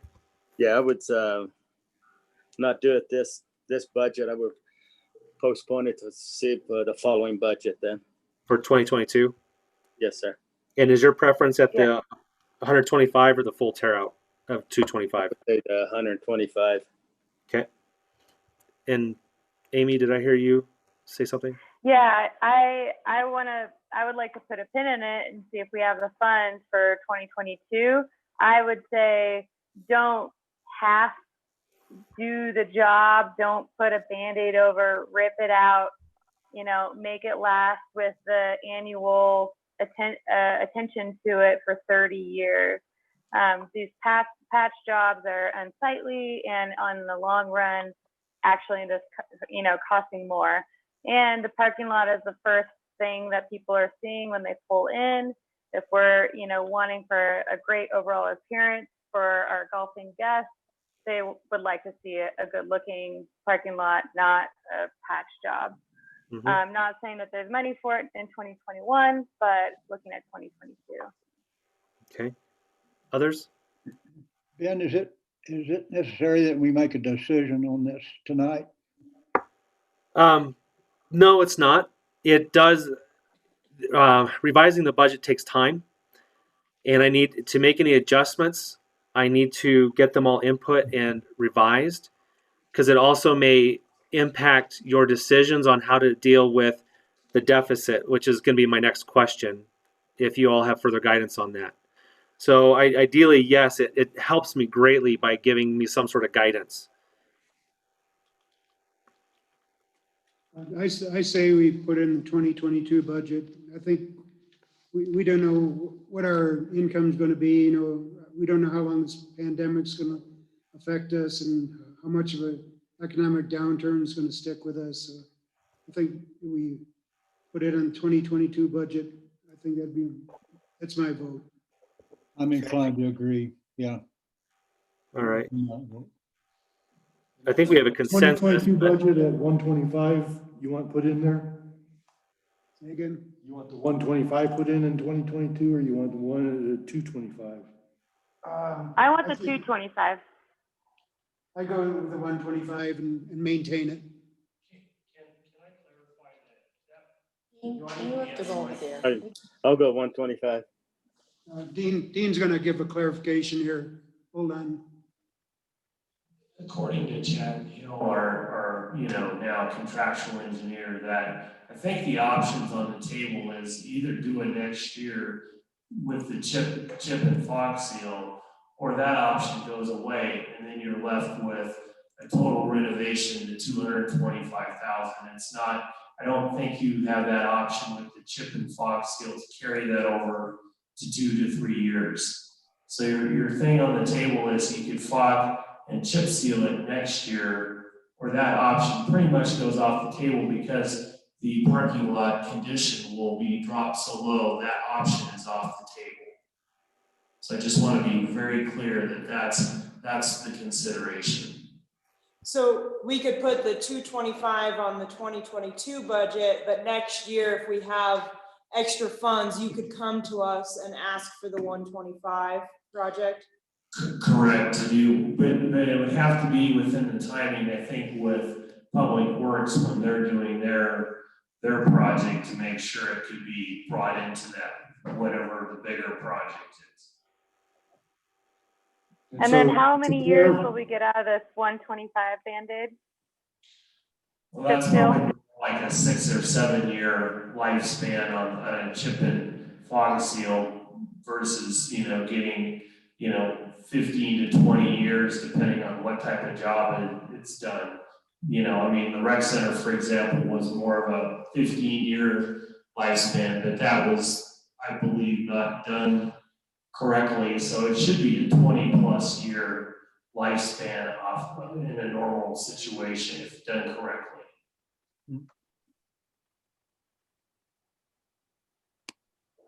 Okay, I'd agree with Amy on the 225 in 2022.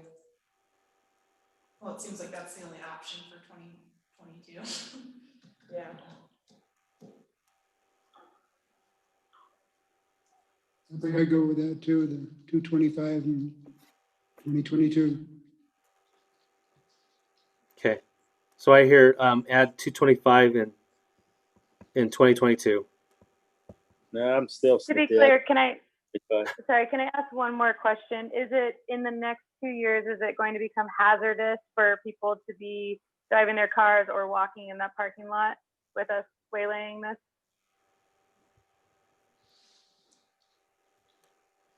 Yeah, Amy, I don't know that how hazardous it'll be. It's just the functionality of it. I think we would be forced to at least do some type of patching in places just to maintain the integrity of it.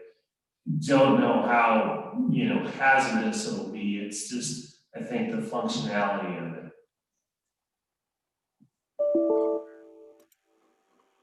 Okay. Okay. And Orly, just so you know, I did hear you. You said no. To simply paraphrase what you said. Yeah, I was gonna say, no, I don't believe that too. I would still stay with 125. Okay. So, but I think I heard a consensus of 225 in 2022. Is that correct, Mayor? Do you mind? I believe that's correct. Okay. All right. So we'll do that. All right. Those were the only two items. Was there any other items that I may have missed? Because otherwise, I don't think I heard any other changes to the budget at this point. Okay, I'll take that as a no. I was gonna say, I think I had been with, I'm still not in favor of the timesheet program thing. Yeah, no, yeah, that's loud and clear. And right now, that's not in the budget. So unless I'm directed otherwise, or you all want to have a meeting about more details later, I can do that. But right now, it's not in the budget. No, perfect. I just wanted to say that's the only other item I got in my notes, so. Sure. Okay. Everything else cool. Okay. Thanks. Yeah, thank you. I think, John, I don't know how you feel about this. If you want to table this or discuss it briefly, if we can, is after going through the budget then, knowing we'll make these changes in 2022, the 2021 budget is showing a deficit of $700,000 out of the general fund.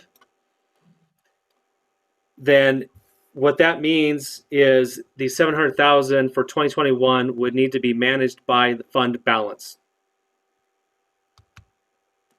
So would you provide guidance either yes, that's what you'd like to do, or would you like us to go back and try and get further cuts in various places?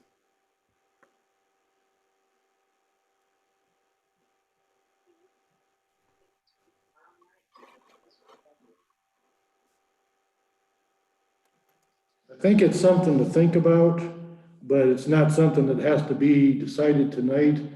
And our Zoom will be ending in roughly less than 20 minutes. Okay. So we need to wrap up tonight. Yep.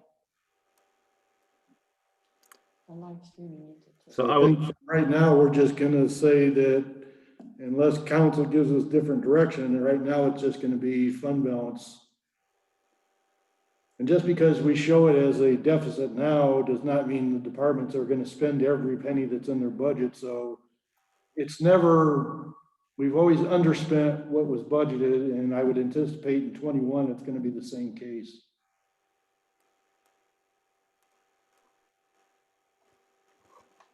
I guess my last question is, I don't see Chris Burkett on the agenda.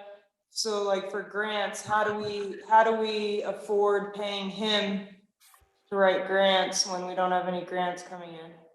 So his budget is included. His contract is included in the city manager's budget, if I remember correct.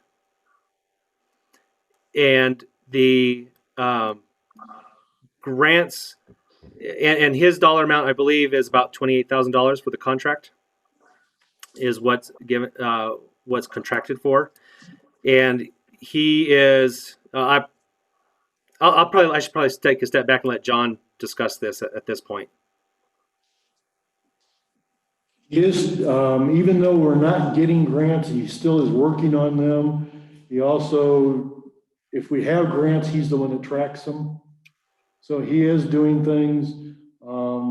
We can't get grants, but we're having an issue with the American Legion. I asked Chris to work with them and see if they can't point them in direction to get grants for them, to help them out. We do that for a lot of not-for-profits. Anything we hear about, we'll say, you know, Chris, can you look into this and see if, point them in the right direction at least. And something to be aware of currently, he is being a large help on the COVID CARES Act grants, grants that we're getting, which was about $730,000. So he's helping us through that process to make sure we have all our documentation complete. And then also as we get into reimbursement, which is where we're starting now, he's going to be facilitating that process and getting all the necessary documentation and also having it available for audit in the future if necessary. So without him, frankly, on that CARES Act funding, it would be we'd have to find other resources within the city to help us through that process. And right now, I don't see a lot of other individuals with that skill set or help that could do that for us.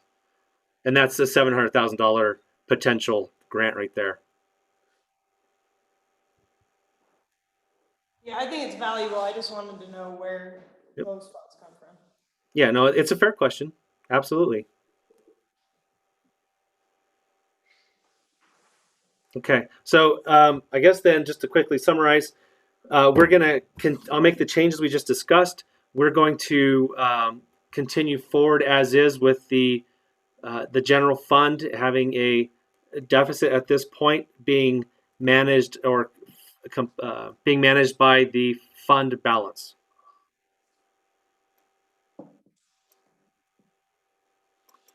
So with that, then, and here's if you were curious, there's on your screen now is what we're talking about, $780,000 deficit. So that's how we're progressing at this point, unless otherwise, and there'll be a few more opportunities.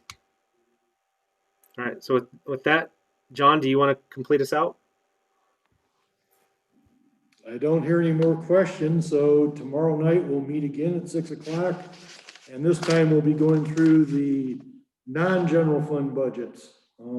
These are enterprise funds and essentially those who manage to make it on their own. Okay. All right. Well, thank you everybody for your time. I know it was a long evening. I appreciate it. Take care. Thank you so much. This meeting's adjourned. All right, thank you. Good night. Good night, Early.